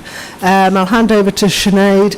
This is for information because it has been through the Resources Committee and scrutinised there. But Sinead, over to you. So today we're presenting, we've had a positive outcome for the year. This is obviously because we've had to undergo a lot of really tough decisions this year in terms of reorganisations. We've made those decisions early. We knew coming into the start of the year, in March 2025, just before we set the budget, we found out that we were going to be cut by 600k. So our main target for the year was to make sure that we could claw back that 600k. What we had to do in the interim was use our reserves because we have a statutory requirement to balance the budget in year, so we balance the budget by using reserves, but we've achieved our target of funding that 600k through organisation recharge, through the capital programme where we've had the most aggressive capital programme as far as I'm aware pretty much ever. We've managed to get some income growth in year, and then from 26-27 we've got additional income growth that we plan to come through the numbers. So all in all, it's been a tough year, but we've gotten the outcome that we set out pretty much in September last year, and anything that's been presented here, as Janet says, it's gone through scrutiny at Resources Committee. Thank you, Sinead. Any questions from members, please? Excellent. Okay. Can I have someone to move the recommendation to note this report? Ruth and then Charles to second. All in favour? Anyone against? Any abstentions? Thank you very much. Thank you, Sinead. If we could move on to item number 16. Now this says report from the Chair of Planning Committee, but as of about an hour and a half ago, the Chair of the Planning Committee has been Mike. But I'd like Patrick, as former Chair of the Planning Committee, do you have a verbal report for us today? Yes, Chairman, if you want one. Yes, please. You are on the agenda. well, as with one or two earlier reports, Chairman, we've had an agenda again. What the reason for it is, I'm not entirely sure, but whether it's the economy generally or everybody just accepts that our policies are not to be forgotten about, I don't know. But we had 3 applications. One was quite interesting because it's a site down near Sheen, where our chief executive lives, of a company called Bell Engineering, a quite large, very successful engineering company that has grown over the years in a very sensitive part of the countryside, and which I certainly remember before I joined the authority as being very controversial whenever it came to expansion. In this particular case, however, the landscaping schemes that had been insisted upon on earlier occasions came to the fore, and we were able to approve the extension to the works. There was a slightly difficult barn conversion from a young man in Tideswell, which we had to refuse really because he'd gone too far with work and something needed pulling back from it. And we also had a romp. Now, for the more salacious amongst you, that's not what I'm talking about. It's something called a review of mineral planning permission, something of that sort. And what we were being asked to do was to authorise the officers to go away and agree a revised romp. If I can explain what that is, mineral producers are required periodically to submit proposals for their landscaping schemes in the long term to make sure that they fit the requirements of the time. Breedens in the Hope Valley are submitting 2 romps, one for the major part of the site that was used some years back, and one for the very large extension that it runs up the hill. And we were being asked if we would authorise officers to go away and renegotiate that. As part of that process, we had a site visit, and I think those members that were on the site visit were very impressed by the work that had already been done on the Hope Valley quarry. A lot of it actually self-generated. That one of the things that came through very strongly was they had all these planting schemes, but actually the trees were self-generating and doing a lot of the work for themselves. What also I think came through very strongly was certainly the people that we were being shown around the site by. They were the ones that were in charge of these landscaping schemes, and we were impressed by their sincerity and commitment in what they were trying to do. And one of them talks about this is going to be our heritage in the future, and that came through as a very strong message.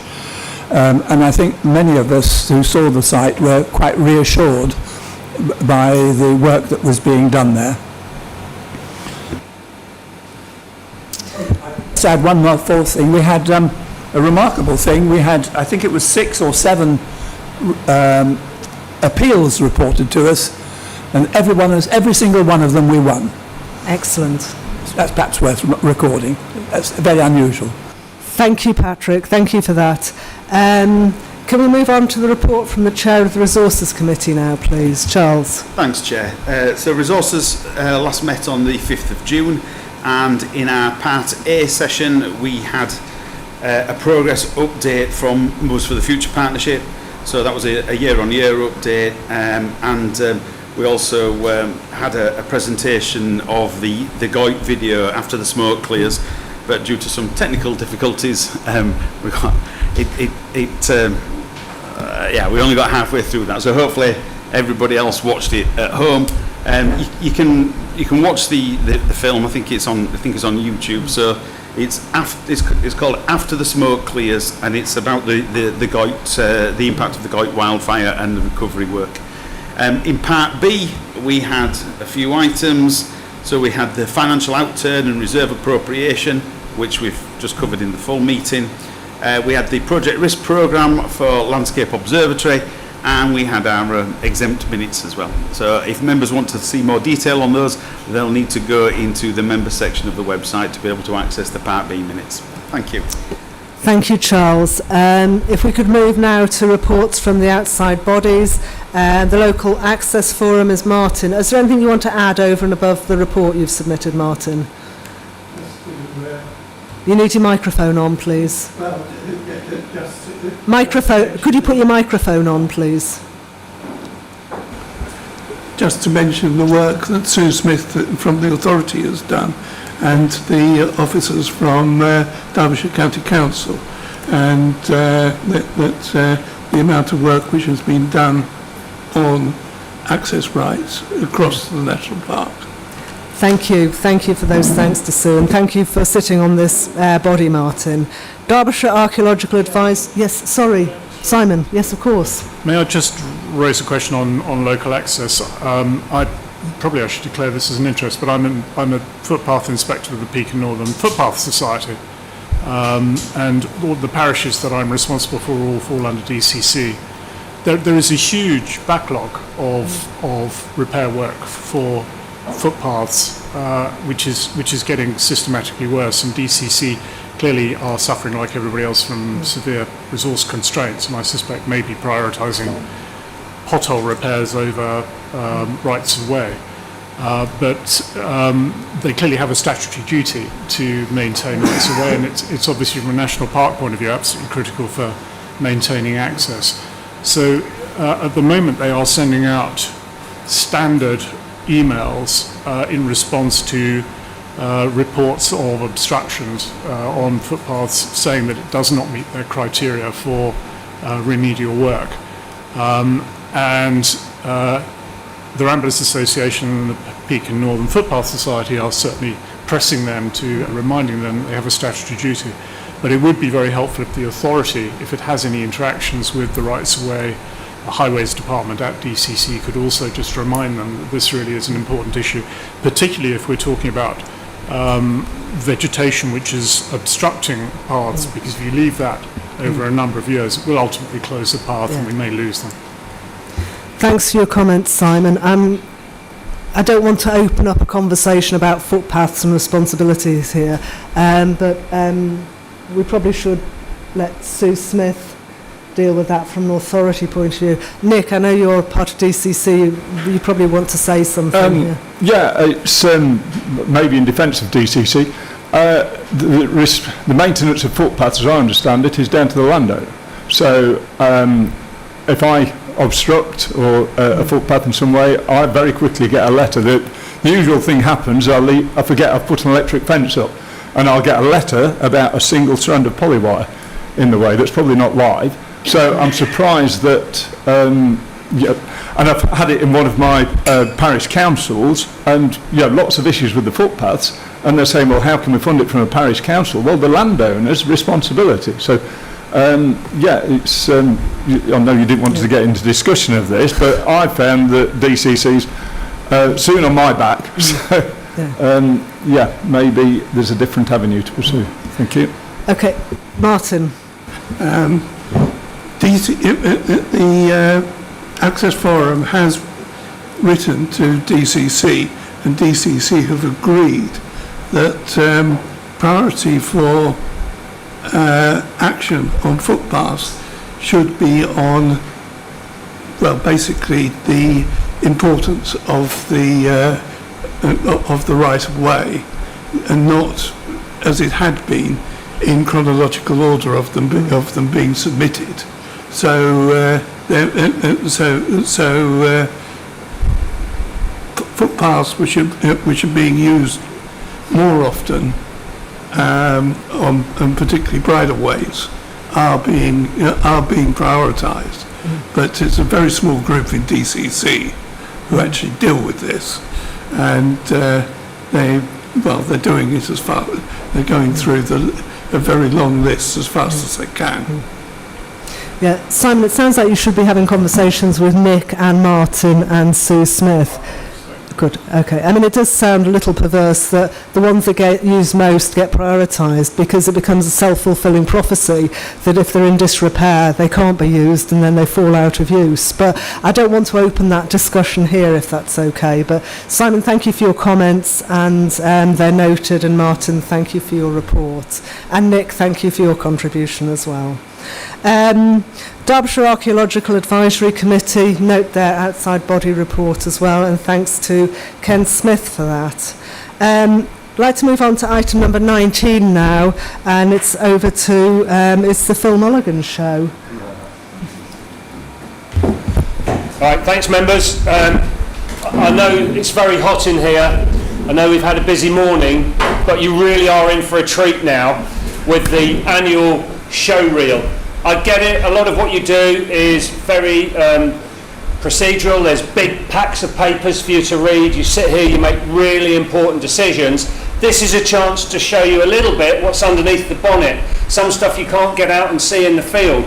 Now, it's not everything we do, but it does get across the variety of things we do, and some of the things that are not always, making it into the big presentation. So we're trying to show you the variety of work, and it's just vignettes, some of the highlights. So apologies to any people dialing in and watching who work here or are responsible for work here if we're not highlighting exactly everything you've done. We're just trying to show you a few of the things that we're up to. And it's one national park, 75 years. I'm really going to focus on this year. If you want to hear about 75 years of this national park, you'll have to go to the Buxton Festival next Wednesday, where I'm doing a presentation on 75 years, the history of the national park, which is fascinating, and I'll draw on some of that later with the archive project. But look at that, 2,311 staff and volunteers. That's an amazing amount of people, passionate, dedicated, working for the national park. Look at that, over 1,200 planning applications. That's over 1,000 a month. So each month we're getting more planning applications than some national parks get a year, and hundreds of thousands of visitors engaged, either face-to-face, through our volunteers, through our national park centres, through our web and our communications. So let's just look at some of the planning and conservation stuff that we've done. So 929 planning applications determined, 91% within the target range. And for those of you who've been here a little while, a few years ago we were struggling to make 70%.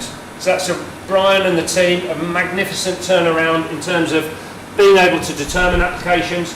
Enforcement cases have gone down from last year. You might think, well, that hasn't gone down very much.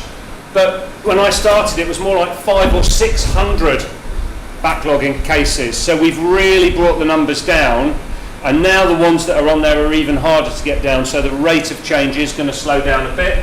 And all of this is to protect the landscapes, the communities and nature of the national park. Tree conservation, really important in the natural environment, for biodiversity, for storing carbon, for the look of the landscape, but also particularly in urban areas for the cooling effect that trees have. And lots of the trees in our conservation areas have these tree preservation orders, and we have a lot of applications to do works on those, consultations about those, responding to inquiries, and new tree preservation orders created. So a really important way of making sure we've got that cooling as well as that bit of nature in these conservation areas and the open landscape. Okay, so we've had parish liaison, over 100 parishes in the national park. We've had the Parishes Day, the local plan review we've heard about. Sorry, some of the other detail on that slide hasn't come up. But we've had a lot of engagement. We've had training days for parishes on planning. I'll skip over that because the other detail hasn't come up. Farming and protected landscapes. So for those of you who are new, this is a scheme of funding just for national parks and protected landscapes. We've had it for, I think we're in the 4th year now, maybe the 5th year of this. And this was a transition programme as we came out of the European Union, and all of the farming schemes that were available through the EU are no longer there. the government introduced this particularly for protected landscapes, and it's been a real success story across government. We've delivered the biggest FIPL, we call this FIPL, we've delivered the biggest FIPL programme in the country. Nearly 6 million has been invested in over 800 farms taking part. That's about a quarter of all the farms in the national parks. That's a really high level of engagement. Nearly 500 projects have been funded. The funding can be for projects to help with climate, nature, people or place. So that can be about access agreements, it can be about heritage features. So it's a fantastic scheme. We've got 22,000 trees being planted, over 4,000 hectares of land managed for nature, 3 kilometres of hedgerows planted or restored, and farm cluster groups. This money can go not only into just the actual work, the capital works, it can go into supporting groups of farmers to come together, learn from each other and do work together. I could do a whole half an hour on FIPL or a whole half an hour on Moors for the Future. Incredible partnership that we have. It really is leading the way in peatland restoration in the country. And you can see the kind of numbers. I think some of these, to be fair, are what Moors for the Future have done over 20 years. But you can get, you know, they're planting about 2 million sphagnum plugs a year. That's hand planted, bent down, put in the ground, on the slopes, in all weathers. We've got the pipeline of £30 million of work ahead secured for the next few years, and have already delivered over 50 million of work. We've taken pretty much all the areas of bare peat and vegetated.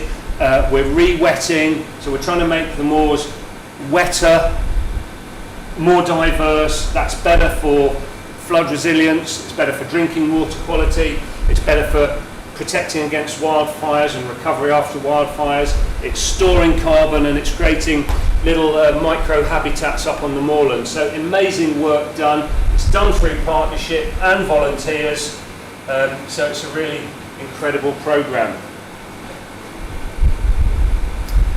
As Charles was saying, funded by United Utilities, we've produced a quarter-of-an-hour film showing the impact of a wildfire.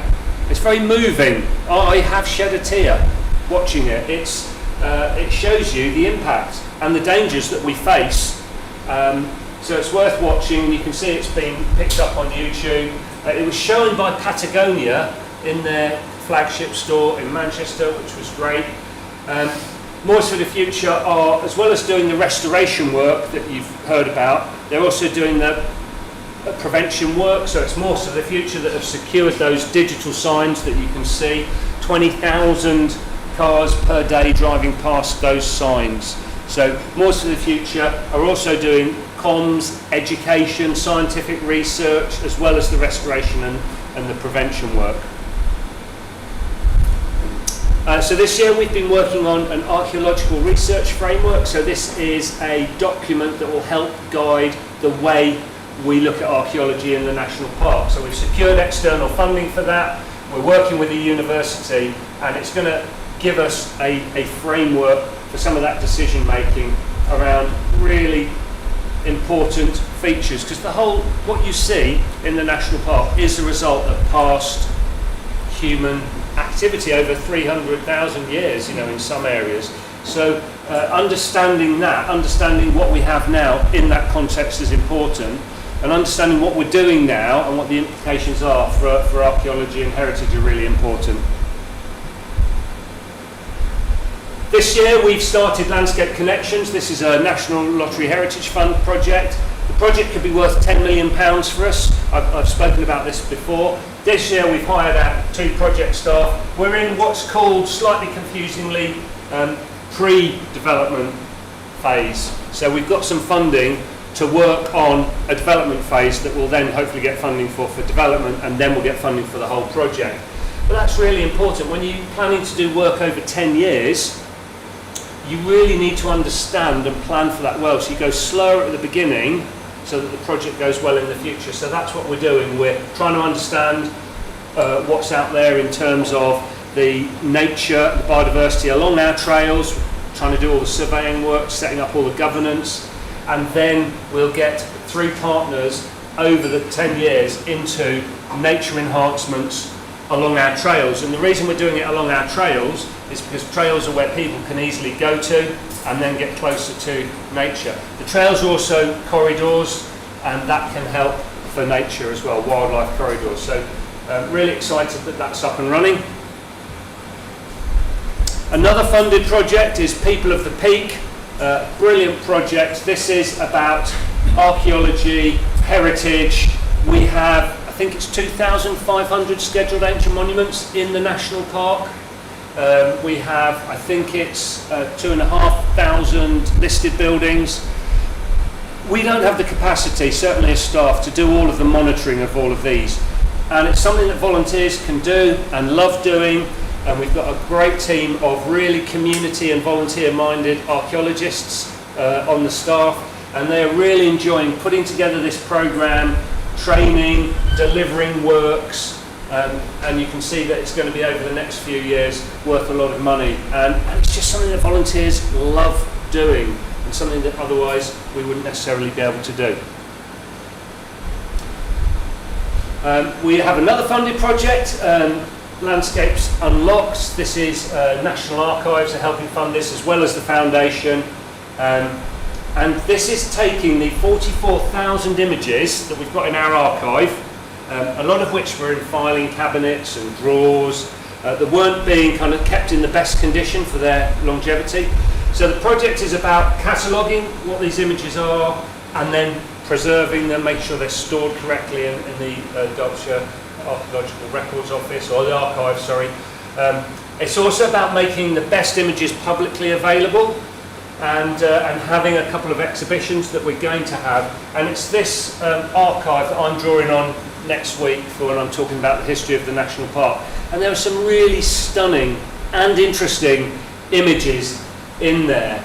I've only just got a few up here. This is a group of volunteer wardens in the 1950s out on a briefing. There's other photos of this group, obviously on the day the photographer was there. I believe it's Good Friday 1956, as I understand it, and they're out there. And at that time we had one National Park ranger and 500 volunteer rangers, and this is the kind of work that they did.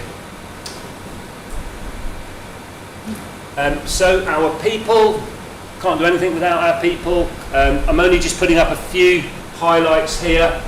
We do a lot of stuff with all of the staff, training, development, support. We do all of that. But a couple of years ago we created the National Park Training Academy. We realised we had quite an ageing staff profile. Look at the number of people who we've had retirement dues for recently. We needed to bring young people in. We needed to create opportunities for young people. And at the moment we have 13 trainees and apprentices within the academy, and we've got 5 more in the pipeline. So this is really helping shift the balance, bring in new energy, talent and creativity into the authority. In the training academy there are training days and there's other support. Over the year I know we have had to make some redundancies, very unfortunately. We all feel that. But at the same time, partly through some of those funded projects, we're bringing in new people as well. So 55 new starters during the year as well. And particularly where we get grant funding, and whenever there's a project that's got funding, we're always saying, can we bring in a trainee? Can we bring in someone into the training academy? We've also this year, for the first time, secured a tools partnership. So Evolution Tools, Sheffield business, are now providing free a whole set of power tools for each of our rangers and for peak park conservation volunteers. So that's really great. They've been able to achieve that. Our rangers are few in number. We've got 10 areas and each has a ranger. Then there are some engagement rangers as well, and we've got the wildfire rangers and so on. But we have hundreds of volunteer rangers, and pretty much every day somewhere in the national park there are volunteers out there helping us. This is focusing here on some of the wildfire response, but they're also litter picking, maintenance, engagement with visitors, monitoring the miles without stiles, the access routes, putting out signage, particularly around wildfires, and they now have a logging system for incidents, if you like, littering, car parking, flight, camping and so on. So we're gathering kind of an online map where we can see where stuff's happening. So brilliant work they do. That's some of our rangers helping in one of the recent wildfires there. And actually through FIPL we were able to get new PPE for the Fog Fire Operations Group as well. It all links together. So yeah, over 2,000 volunteers registered on the system. That's gone up by 20%. We've created something new, a welcome volunteer role. So this is volunteers who are there to talk to visitors and the public. They've been based in our national park centres. They're now going into bike hire centres. The idea is this keeps growing, and we have more and more welcome volunteers, welcome rangers, whatever you want to call them, that are out there, as we feel, you know, a really quality way of engaging people. So 70,000 volunteer hours delivered. Yeah, huge number of days of volunteering. We've been to the authority a few times this year on the issue of public toilets and funding. We have 17 public toilets. We've introduced funding, charging, to 3 of them this year, with a refurbishment as well. We've got 2 more planned for the year ahead. And we're starting to generate income through this. And you can see just in the 3 that we've got, you know, nearly 30,000 people paying to use those facilities. So it is an important part of what we do, but we can't keep doing it without some kind of income coming in. But the team have done well. They've used some of the capital money we had to invest in these refurbs. Car parking, really important aspect of helping manage visitor pressure, visitor travel. We've got 43 car parks in the national park, 39 have got pay and display. So we're generating nearly £1 million of income. Okay, there are costs with that. There's costs to collecting that income and there's costs to maintaining the car parks. But that's very strong for us. If you live locally or in the national park, for about £60 you can buy a permit that gives you free parking all year in these car parks. So there's no reason for anyone who lives in the national park to be feeling these charges are disadvantaging them at all, because it's a very reasonable way of getting a year's parking. And we also have 7-day passes as well that people can buy if they're visiting. And you can see the kind of numbers of vehicles that are coming through our car parks. But we also want people to come here not by car, or when they are here by car to then travel around in other ways as well. So we support the public transport. We work with the transport authorities, now with the mayoral authorities. We've always taken a lead on that. And we're also involved in our active travel plan. So we've got a high-level active travel network identified now and a development plan. For the year ahead, we've got some money here that's come from Active Travel England. We've got a share of this. And some of our priorities are the Monsall Trail connection around Bakewell, and also potentially looking to extend the Monsall Trail, and then the Sheffield links coming in. They're just some of the top things we're doing in the active travel world. But we've done lots of engagement and consultation on this plan for this active travel network. Our National Park Visitor Centres, we've been really fortunate, as you know, to have a donor support the visitor centres, now national park centres, in a 3-year transformation programme, so they go from what was losing £250,000 a year to ultimately breaking even. That's a 3-year plan. We're on target with that trajectory. Lots of hard work, including an investment. We saw this on the members tour that we did recently. Some of the work we're doing at Castleton, and you know, it's really starting to pay off now, the way we've restructured things, repositioned things, got new franchisees in, new lease income, and they're a really important way of engaging a lot of people. We've got a new retailer you would have heard about as well, with new stock. Those of you on the members tour will have seen the field head campsite, the pods. So this is a great way in which we use that extra capital we had last year. It's partnership working with the tenants on the campsite, and it's generating a new income and providing a different experience to meet all needs at that campsite in Edale. One of these pods is fully accessible as well. Our engagement with children and families, there has been a reduction through the cuts that we had to make, but we do still have an education programme. We're still delivering that, still delivering school visits, and a lot of school groups also get to use our bike hire facilities with group hires. So you can see 1,356 school children have gone through that bike hire scheme.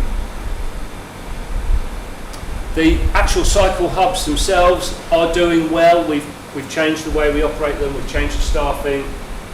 20,000 bike hires is a significant amount of people exploring the national park on a bike. We're seeing e-bikes growing.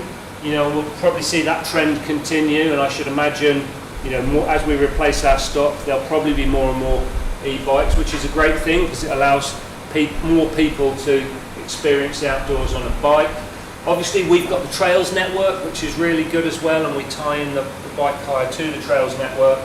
And given that we don't get any income from people using the trail, and we have £400,000 of cost in maintaining those trails, the bike hire is a good way of getting some income in.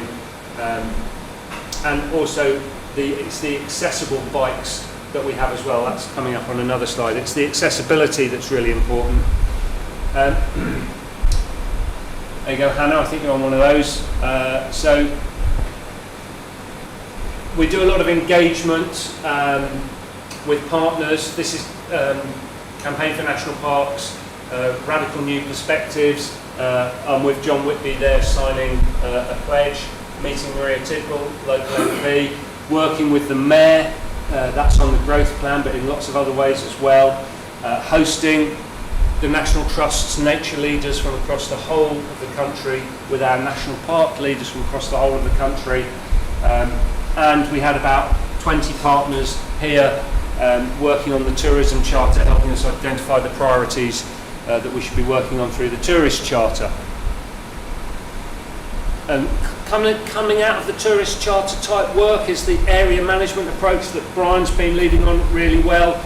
We've taken Castleton as the first area to focus on because of the issues that we know there. Really good partnership working with the National Trust, the Council, the Police, the MP, and lots of different parts of the authority here.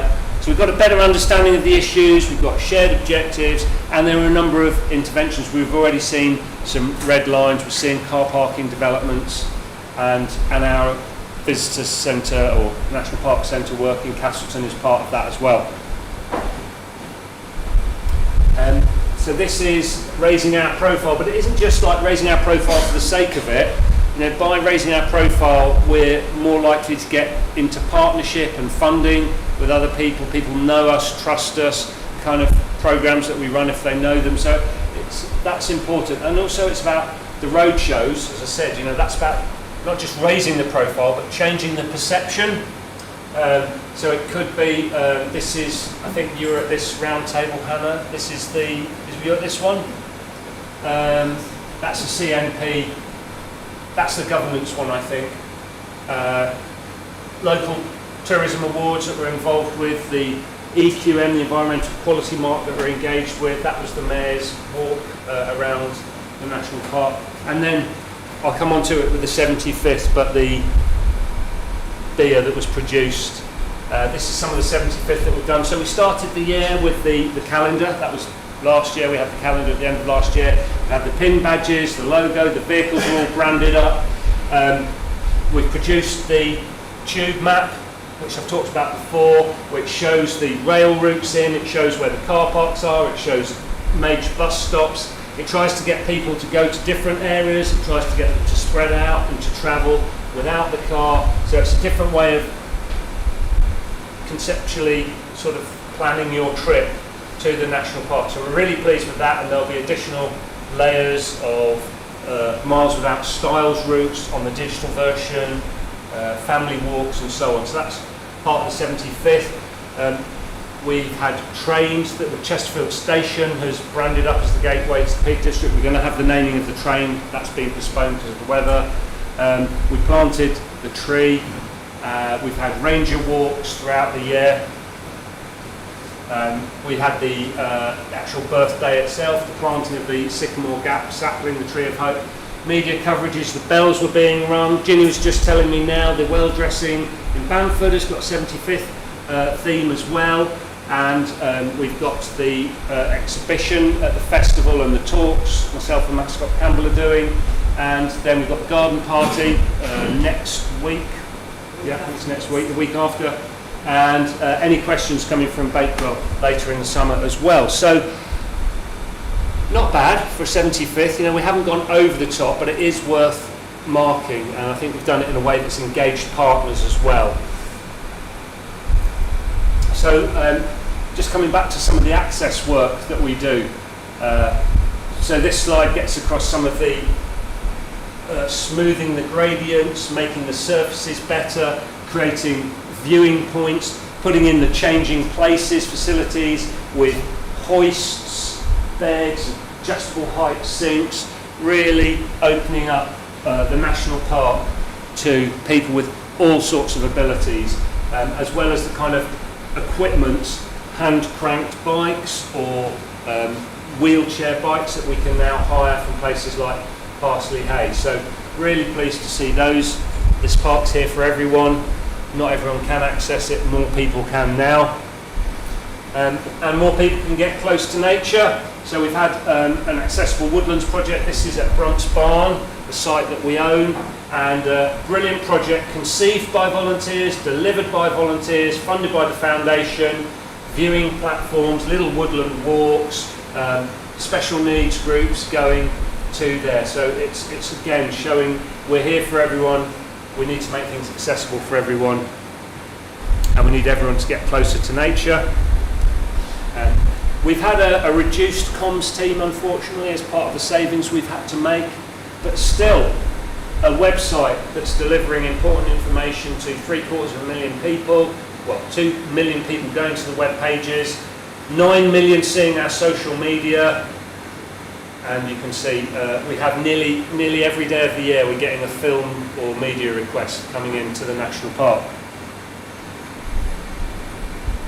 Foundation, independent charity, but if you like, well, no, I won't. So we kind of helped create it, we helped fund it, and it's, look at that, you know, 780,000 through the foundation invested in all sorts of projects, disadvantaged people who wouldn't normally come to the national park, have never been here, communities in the national park getting access for nature enhancements, and the wildfire work that the foundation have helped fund, the moorland restoration, tree planting, and a lot more. So really grateful to the work the foundation are doing.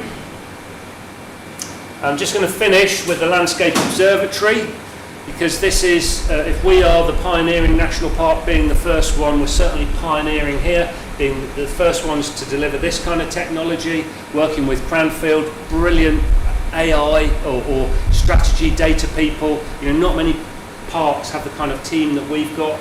Because we had them, they were able to produce these really brilliant maps, land use maps, based on aerial photography. I think I've got the numbers right here, but we used to have 20 metre by 20 metre photos. So each 20 metres squared, you could say that was woodland, that was grassland, that was water. Now through this we're going to 12 centimetre squares, so really making it more detailed, and it's much quicker and it's more accurate.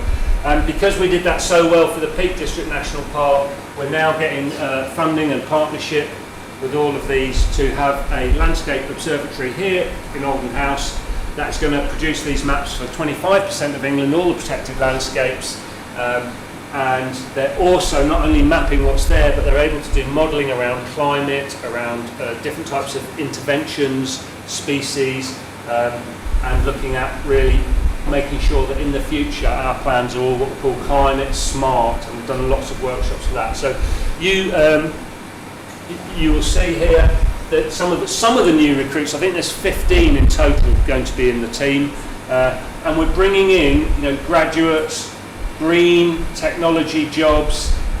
We're investing in those people starting out in their career and building this incredible landscape observatory, and it'd be great to show the Minister that work next week. So that's it. I just want to say thanks to, can't really see that, but that is thanks to you as members, to the staff, to the volunteers, the partners, and I particularly want to thank Victoria Peel, who pulls this presentation together and does a really terrific job, and I hope she has allowed me to show you some of the work that your decisions go on and do. Thanks very much.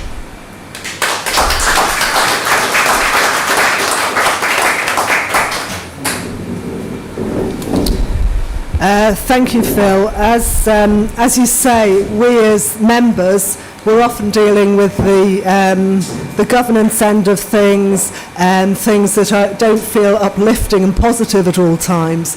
But seeing that showcase reel really brings to life the really tremendous positive reason we'll sit here and do our bit to help the Peak District National Park really get as good as we possibly can. Have you got time for a few questions? Are there any questions on this? I think we're all just a little bit sort of overwhelmed by how much actually Phil and his team of staff, the volunteers, the communities, everybody involved in this is delivering that we as members aren't always aware of. So I just want to add my thanks. You've thanked staff, communities, volunteers and members. I'd like to thank you, Phil, for steering and the leadership taking all this forward over the last 12 months, and on behalf of and also to the staff and the communities and the volunteers. We are massively appreciative of all that. So on behalf of members, can we just say thank you to Phil as well, please.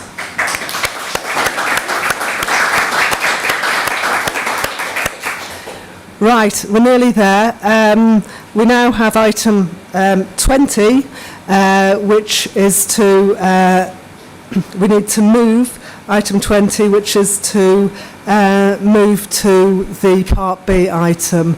So, Matt, you're willing to move that recommendation to move to Part B for exempt information, and Charles, you're willing to second it. So, all in favour of moving to Part B?